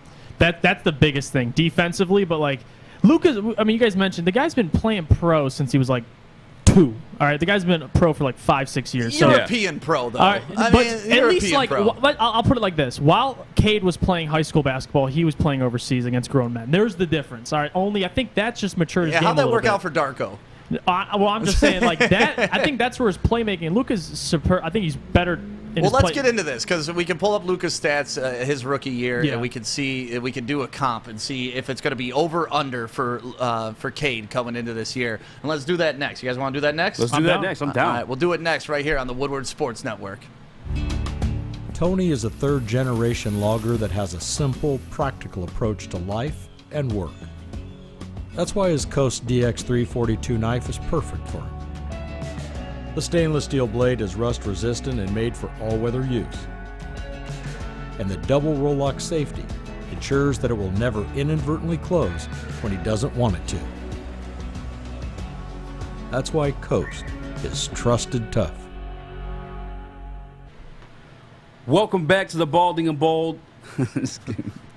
If you guys are watching on YouTube, Twitter, Twitch, make sure you guys hit the like button so we keep our jobs. Come on now.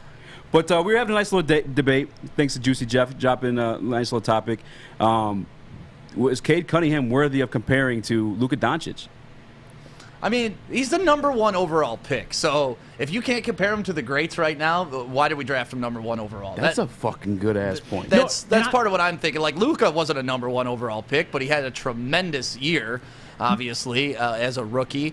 So can we compare them? Yeah, you should. I see where you're coming from, Jeff, because I see what you're thinking. You're thinking of like the crybaby fans that are going to bitch either way. You don't want the people to like down Cade like that. Those people are going to be those people. Luka was amazing as rookie. I think it was like 21 points, 7 assists, or yeah, he was putting up almost triple-double numbers his rookie year, and that's where Cade is better defensively. I'm fucking good. This is the only thing I don't think Cade will be just right away is the playmaking. Like I don't know if Cade will come out and like in college he's a great playmaker, but he only averaged he didn't clear 4 assists. He was 3.5. So he's a great playmaker, but he was never. Now he's gonna have better players around him. I was gonna say but the Detroit Pistons we don't have the most talented roster. So to average anywhere above 7 assists, he's gonna have the ball in his hands most of the time, and he's gonna. But I mean, Luka, his playmaking I think is on another level. That's the only separation. Obviously, the defensively he's better, but I just think the playmaking is a little different. But in the shooting too, have you seen Luka's step back? It's completely nasty. Yeah, I'm not gonna. Yeah, I want to see Cade develop that. I think he can develop. But Luka didn't have that his rookie year. He's kind of developed into that over time. You know, he can shoot though. Like we got to also understand that when they were rookies, what their game was like, and obviously Luka's evolved over the past couple years, just like Trae Young has. You know, like Trae Young, he was just a shooter. Now he's more of a facilitator and stuff like that. I do see Cade being able to match Luka. Actually, contradictory to what you said. I think the playmaking is what's going to translate the easiest. I agree, actually. I think the scoring is what's going to be a little bit different for him because the way he sees the floor, the way he can penetrate, and the way, honestly, that he's bigger than anybody that's going to be guarding him is beneficial in the NBA. Yeah. No, the playmaking, I think it's going to translate easier just because of this, Jeff. I look at the team that Luka was dealt. I really can't name you much, and it's not because I'm not a fan and don't know these guys. They weren't much. Cade has a lot more athletic. I'm saying you got Jeremy Grant, like we were talking about last year, averaged 20 points. You have a guy like Isaiah Stewart. Like I think those are guys who are young, athletic, can go and get the ball if Cade's going to be lobbing it up to him. As long as Sadiq is shooting consistently enough, playmaking's going to be there. What I'm concerned about is exactly what you spoke on is the shot. I don't know if he'll be able to shoot, hit that shot consistently enough as Luka because Luka's great, bro. I'm not. Let's not. It's a big jump in comparison. So let's take a look at the 2015 Mavericks roster, because that's when Luka was a rookie. All right. Who we got? JJ Barrera is your starting point guard. You got Raymond Felton, Devin Harris as your other point guards. Ugh. John Jenkins as a shooting guard. Yeah. David Lee, Wesley Matthews, JaVale McGee. Shout out to Flint. Dirk was on the team, so okay. Zaza Pachulia, Chandler like Dirk on Parsons, stilts, though. Dwight Powell, Charlie Villanueva, and Darren Williams. So Luka had to put up numbers on that squad, right? I would argue that the Pistons have a better roster than that outside of Dirk, right? No, I'm not going to argue about the roster talent. My only argument is Luka's just more talented, I think, in playmaking. Like his numbers, that makes my argument. He can get those numbers on a bad team. Like, I want to see Cade. We're kind of hyping up his playmaking when we haven't seen anything. Like 3.5 assists is very impressive. I'm sure he can pass the ball. He's going to play with better players. But like Luka's been doing this, I mean, we could see it. You can look at his stats. I don't know if his European stats are up there, but I think he's just a more better playmaker coming into the league. That's the only difference I think with Cade. Like he's going to be better in a lot of areas, I think. I'm not going to sit here and say anything yet. He hasn't touched the NBA floor. Summer League starts Sunday. But that's the only thing I'm like, I don't know. That's the only thing. That's a good point. That does speak to Luka's abilities, because like we just read off the roster, for him to average 7 assists with those guys, it's like, yeah, but who else is handling the ball on that team? Like JJ Barea, like that's going to be your lead passer. Cade's going to be the ball handler, but will he be the sole ball handler? He doesn't kill you. He doesn't bring it up every single time. Right. So but that's kind of to the point, though. That's why Luka put up such ungodly numbers, is because he's the dude. He's the only dude. We actually have a little bit more balance, but I still think Cade has better pieces around him. Like, Bay set the record for three-point shooting. Yeah, for sure he has better there's talent. at least 1 or 2 assists a game if Cade breaks down the defense, gets in the lane, throws it out to Bay. Yeah. And then, Olenek now is going to be sitting out there. We know he can score the ball inside and out. So I really like what we have over what the 2015 Mavs had. Oh yeah, I won't disagree on that at all. What's up, Art? They just signed D's too, though. Oh, here it goes. They just signed who? Speaking of ball handling, they just signed D's like 2 days ago. Yeah, Saban Lee. No, D's. Saban Lee. Don't do it, Art. Say D's who? D's who? What are we doing? I know they didn't sign. Nobody in the league is called D's. No, D's nuts. I get where you were going with it. You ruined like a potentially good joke. You guys are jerking off about white people playing basketball. I'm trying to add some fun. Jesus, never mind. Just forget it. It's fun watching white people play basketball. It doesn't happen often. That is true. Yeah, especially if you got a guy like Luka putting up those numbers like he's in 2K. He's in a video game. I just want a guy, like, they do the comparisons and they showed Olenek next to Larry Bird, and I love that because, again, people are comparing Cade to Luka. The guy hasn't played a single damn game yet. Like, why are we getting excited? He's played college. That's great, but he hasn't played a single That is game. the dumbest philosophy, and I know Fish shares that with you. Like, he hasn't played. We don't know how good he is. Yeah, except for the 20 years he has played basketball. He hasn't played against grown men. Well, here's the thing. You're kidding yourself if you don't think that. Okay, Luka Doncic. Fish and Art, listen. This is the difference. Cade Cunningham's game isn't to put you on posters. You know what I'm saying? He's not balling up on your face and doing all that. That's not what, when we watch his highlights, you don't see a lot of that. His game is getting guys the ball. You don't need to fucking play against grown men to know how to pass. It's just... Well, and they keep using the Euro League like these are actual grown men. Yeah, it's a 47-year-old Slovakian dude that's been in the league for 30 years and never made it. Cigarettes and fucking butcher's meat on the side. Honestly, Darko played in the league when he was 14 years old, and everyone's like, oh, he plays against grown men. Yes, he's playing against grown men age-wise, but not our AAU here in the United States is better than most foreign leags. Period. I just look at it like this: if you're an Fish has got, what was that, Fish? Let's go to our foreign correspondent. Yeah, Fish. I think not. Do you think America leads in basketball? Yeah, hands down. Okay. But the European leagues are a lot better than we think. We see France beating United States in the first game. Yeah, but that's not the individual country's team that they put together of all their all-stars from the country. Like, if we break down individual leagues, those teams are weak as hell. How many players on each one of those teams are actually NBA players? Because if they were good enough to be in the NBA, you know where they'd be? The NBA. Well, what if they don't want to be in the NBA? And Fish. Same with a lot of college players, people that don't want to be in the NBA. League is older men. I agree with that. But the only difference is I think that league matures guys faster. I mean, all the terminology, like everything else is more developed, I think, in the European League. You're playing with a 30-year-old man who's doing this for a paycheck. Like, if you're playing with a college I can play kid, against a 30-year-old man at the Y. That doesn't mean I'm playing against grown these men. guys are getting paid to play. Like, they Yeah, they're actually getting give a paid shit. shillings. Like, they're not even getting paid cash, man. It's better than okay. Let's say you 2 pence for a game in Estonia. And like, a chicken. oh, great. 2 shillings and Like, a chicken. honestly, let's all move to Estonia, and I guarantee everyone in this room could make the team. I see what you're saying, though, Jeff. I do think it matures guys quicker. You're wrong. Because they're. I'm not trying to be disrespectful in saying this. They're less athletic than like the American players, so they play more X's and O's. Yeah, you want to talk about white? Yeah. Like, these guys are whiter than white. Like, Yeah. they're They're Anglos. white. Right. And actually, they made a great point. Like, someone made AAU nowadays, like when kids play, like what Cade played the last 20 years, like not a lot of defense being played nowadays. Like, I'm hyped to see this man get into the league and lock fools up. Like, I believe Cade's going to be a great defender, underrated defender. Like, I think he's going to especially bother point guards. Like, he's 6'7", can move with point guards. Like, that's going to be valuable. I'm not arguing anything about him personally. It's just like I do agree with on the fact that like you can compare him to guys, but like I just thought the Luka comparison so early was just a little like you can see he's similar to Grant Hill. He's whatever, but like Luka Doncic, like not a lot of Lukas. You know what I mean? Right. Like, he came That's right true. into the league and dominated. Well, Like, I've also seen him compared to Larry Bird. Like, and he acknowledged that and was like, I'm humbled to be in that conversation, but like, how do you compare him to Bird? Yeah, Bird. Like, that's another one. I would have put Bird right on that same thing. It's like sometimes you just gotta take a chill pill. Wait till the guy plays basketball. That's all. Well, speaking of Cade, Game 2 of the Summer League is actually against Jalen Green. Yes. The same Jalen Green who stood in bell bottoms and called out the city of Detroit. You want my honest take on this?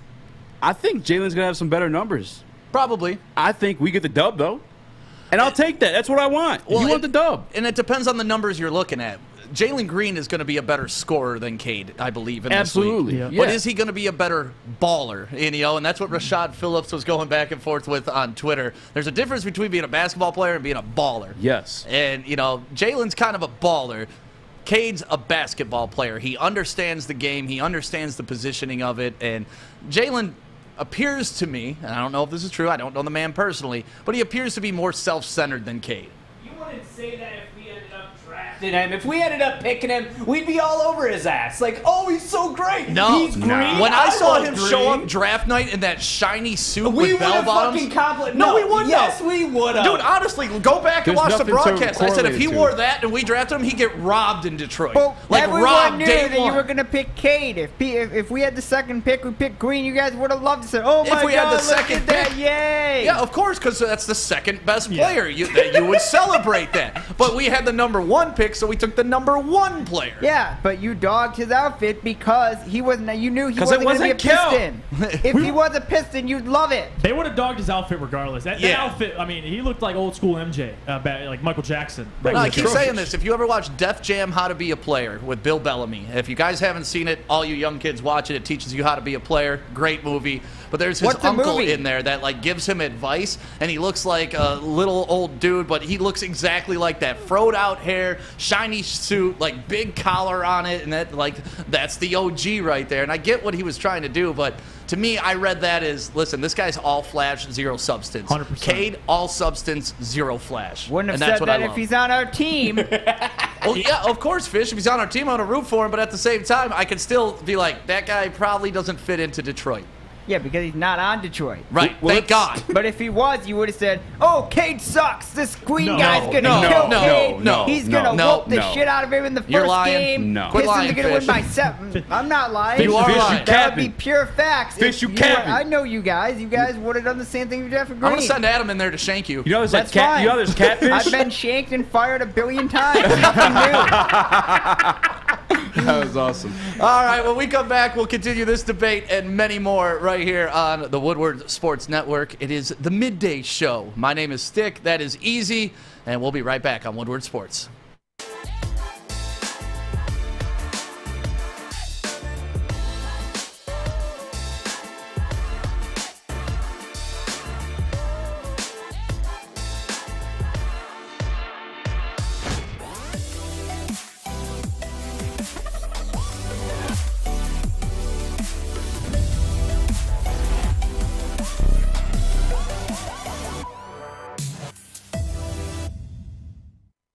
Welcome back to the Woodward Sports Midday Show. If you're watching on YouTube, Twitter, Twitch, and I almost said Instagram. I really meant to say Facebook. Make sure to hit that like button. We are in a heated debate. We have a catfish in the building. Not a catfish, a catfish. And then the fish tank there. We're talking about Jalen Green versus Cade Cunningham. You guys, I see some of the guys in the chat here too. There's some we should have drafted Green comments on here in YouTube. Listen, he's going to be a good player. Like, there's nothing wrong with Jalen Green. I just don't think he fits the culture here in Detroit. And after what I saw on display draft night, it's like, okay, like, I've never seen Detroit respond to somebody with flair, right? Like Roy Williams tried that when he was here with the Lions. You know, first down every single time he caught a damn ball. Like, flair doesn't work here. Grit, humbleness, and then being a badass works. And that's the vibe I get from Cade. Yeah. The difference, too, though, everyone knew Cade was going to be number one before the lottery, before the Pistons got it. And that's like everybody, you know what I'm saying? Not just Pistons fans. Like, Cade's going to be good. And like you said, Jalen Green's going to put up numbers. I believe his pro comparison was Zach LaVine. Yeah. Zach LaVine putting up numbers. And he played against Chicago. grown men in the G League last year. Yeah. Hey, how many times Zach LaVine played in the playoffs? Not often. Donut? I think fucking zero. Donut? And that's why like this the game 2 matchup of Summer League. Which I hope it's on ESPN. I'm definitely tuning in. Right, but I also want to, warn people, if you're watching that game and Jalen Green goes off, it's not the end of the world. Like, that's what Jalen Green does. He scores. Where the problems were with Jalen Green is defensive intensity, passing the ball, not athleticism and scoring. Like, that's what that guy does. Yeah. And I just think Cade is a more multi-dimensional player. Should we, like, my bookie's doing Rookie of the Year stuff for, like, NBA. How confident... Stop. How confident are you that Cade could be the Rookie of the Year in his Very first year? confident. I'm 60%. I was saying, I was actually going to say 75. Yeah, I mean, he definitely. I'd take Cade over the field at this point. Yeah. The one of the guy. Who was the guy that the Hornets picked up, Jeff? This year? Yeah. Boot Night? They had Boot Night. Boot yeah, Night. He took them like they stole Boot Night. Dude, they got 11. And 11, and they bro. got someone else too. Like later. They had 2. I don't know if they had 2 for maybe I don't second know if it's round. 2 first rounders. I know they got somebody else good. But real quick, I just want to make this point. Cade was the best player in that draft. Like, people who say we should have taken Green, the only exception is if we get the number 2 pick. Because if you look at overall like talent, it's completely different. Like Jalen Green, like Stick said, he has the flair. And the flair doesn't even work with a lot of NBA teams. Like, it just doesn't work out. Like, you saw, it only worked out for so long with Houston, with James Harden, before he had to go hop ship for other leaders and to join other guys. Like, Cade is the dude guys leave to join. He's a complete player. And honestly, I cannot wait for this damn game because Jalen Green might have 30. I don't give a damn, but you're going to see Cade's value on the court if you watch this game. Like, Jalen, I feel like he's going to be a guy, you don't have to hide, but he's going to get exposed a little bit. I mean, he didn't play defense against grown men. He was playing against grown men, which honestly, I will add, it might help him because he played on an NBA court in the G League, so he's used to that, like playing on a court. He's used to playing against whatever guys are in there. He had a couple first-round picks in the G League team I think he was on. But yeah, Cade, you got to be an idiot if you think Green should have went number 1. Like, you don't know how a complete player works. In the Rookie of the Year, it depends how they score it, because Jalen might average 19, 20 points, but if Cade gets like 16, 7 rebounds, he's impacting everything in other areas, he should win the damn Rookie of the Year. Like, well, and I was going to say, too, it's plus 250 odds for Cunningham to get it. For Jalen Green, it's plus 450, and Evan Mobley is at a plus 550. Yeah, I mean, all those guys are going to get a lot of run. That's all that tells me is, they drafted them high, and that means they're going to slide right into the starting lineup. So they're going to put up stats because, points have to be scored. Assists have to happen regardless of who's on the court. Like, when I look at Jalen Green, a name pops into my head, and I'm not saying this is what he's going to be, but I can see the potential being this. You guys remember Ricky Davis? Yeah. Yes. That's what I see. Just super athletic, moments, flashes of greatness. He had that run of like 3 triple-doubles in a row. But at the end of the day, it was all flash, no substance. And that's my fear with Jalen Green. Because when we were going back and forth before the draft, like Jalen versus Jalen, Green versus Suggs, I probably would have leaned more Suggs in that draft. I'm the same way. When I look at Suggs, I saw Dwayne Wade. I don't know why. For some reason, like the leadership aspect and like he wants to win, right? More than like where Jalen, he wants the ball and just put up numbers and stuff like that. Yeah, I saw like a Brandon Roy. That's who I saw when I see Suggs. Yeah, and honest to God too, like say we did end up trading Houston or whatever, and we're sitting there at number 2. I liked Evan Mobley over Jalen Green too, just because look who you got to defend right now: Anthony Davis, right? Giannis Antetokounmpo, Kevin Durant. And Evan Mobley's another guy who shares the ball. Embiid, too, yeah. Yeah. There's some decent big men in the East when you think about it. Yeah, like this guy can give me points. This guy can offer me defensive plays that wins games. And on top of Evan Mobley, I think he's really talented. I like when the way he passes the ball as a big man. It's admirable. I like him a lot. It's all about what skills do you bring. Like Jalen Green, he brings the scoring. Like you said, like Brandon Roy, you can fly out the gym, you can jump out the gym, but like Jalen Suggs, I mean, you saw when you watch Gonzaga, Cade Cunningham, these guys are leaders. Like their team rallies behind them. Like Jalen Suggs, freshman year, gets to the championship game, hit a game winner in the tournament. Like the guy wants to win. To your point, so I like guys like that. I love guys like Cade, and he's always been the guy throughout his whole career. He's played on stacked teams, and he's been the guy on that team, like the guy. So I'm confident, man. I'm ready to get this damn season started. You guys wanna guess the stat lineup for Cade this Sunday? This Sunday? Yeah. Stealing my prep for tomorrow. Easy. Oh, That's what we're going to talk about on the morning show tomorrow. I think he'll get like 20 and 7. 20 points, 7 assists, maybe 5 rebounds, something like that. Yeah.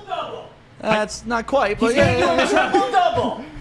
I'm calling it now. That'd be Triple-double, and then he's going to – that's only until halftime. Then after halftime, he's going to come back. He's going to do another triple-double on top of his triple-double in the first half. And then he's going to save some dude at halftime by giving the Heimlich maneuver. It's going to be amazing. I was getting ready to say that. No, I agree. I think he'll go off this. I think he's so ready to get on the damn court, dude. And I think the energy's there. He feels it. Like Yeah. I could see him get 20 easily. I honestly, above 20. I don't know, like assists and rebounds and all that, but just for scoring, the guy's going to play well. I think so. And I don't know how the process works in coming in as a rookie and like what you do, but when I'm checking like social media, this guy's always in the court. He's always at the Pistons practice facility every day. So far, I've seen him almost every other day. He's been there. Yeah. And I don't know if that's normal, but It's normal for greatness.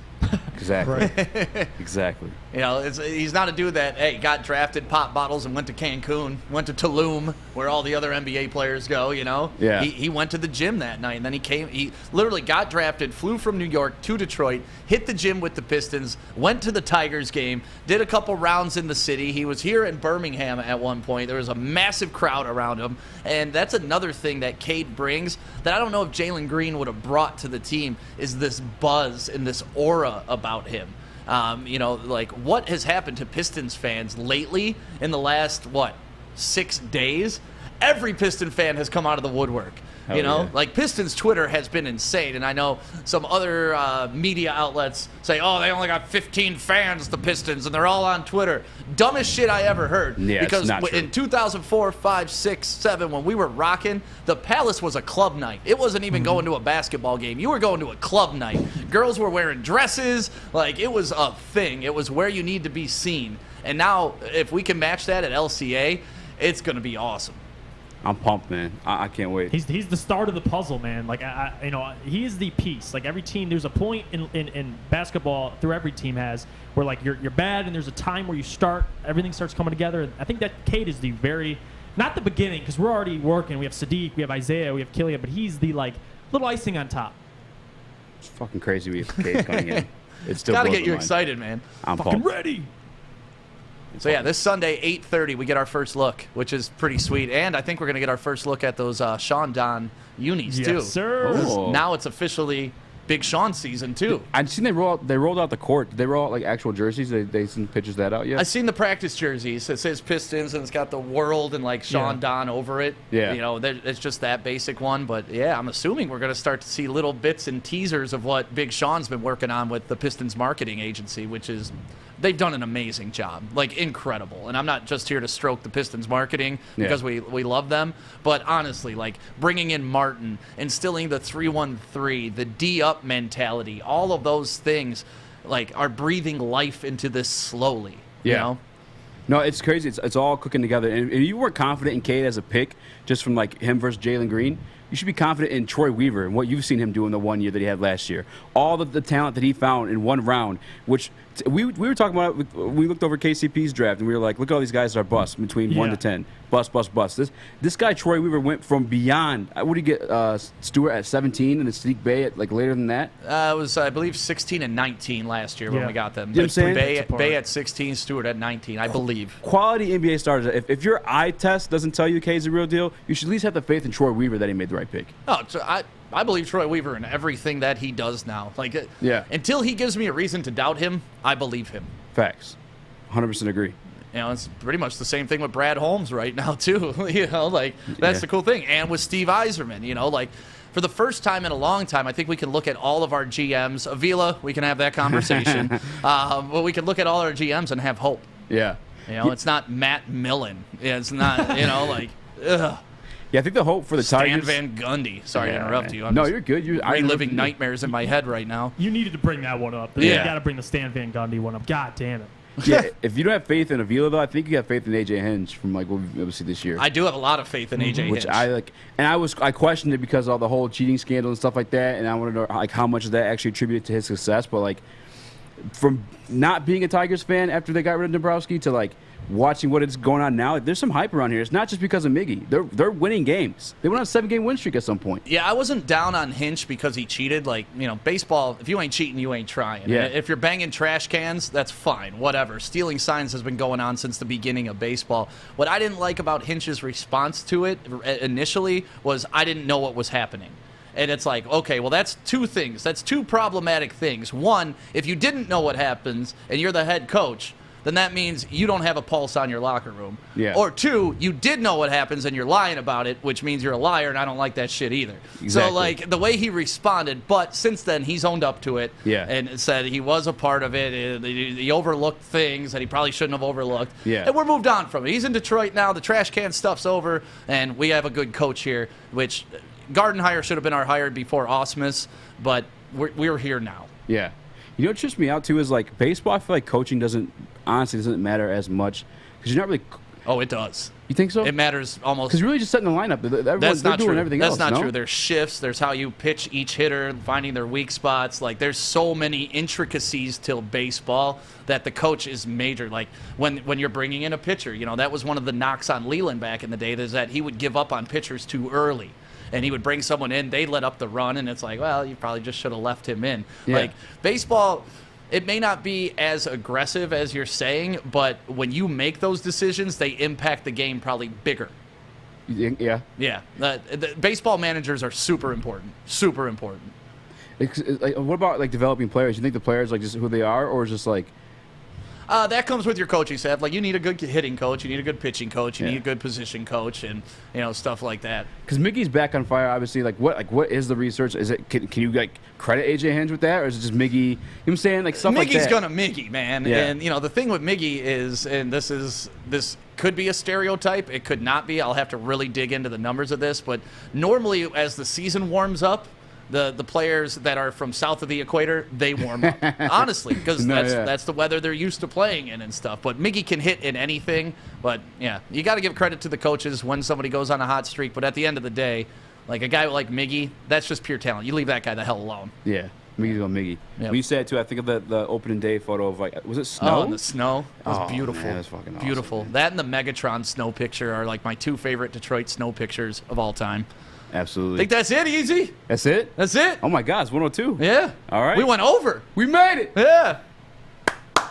Wrap Woodward it up, Sports, bud. B&B. Thank you guys for tuning in.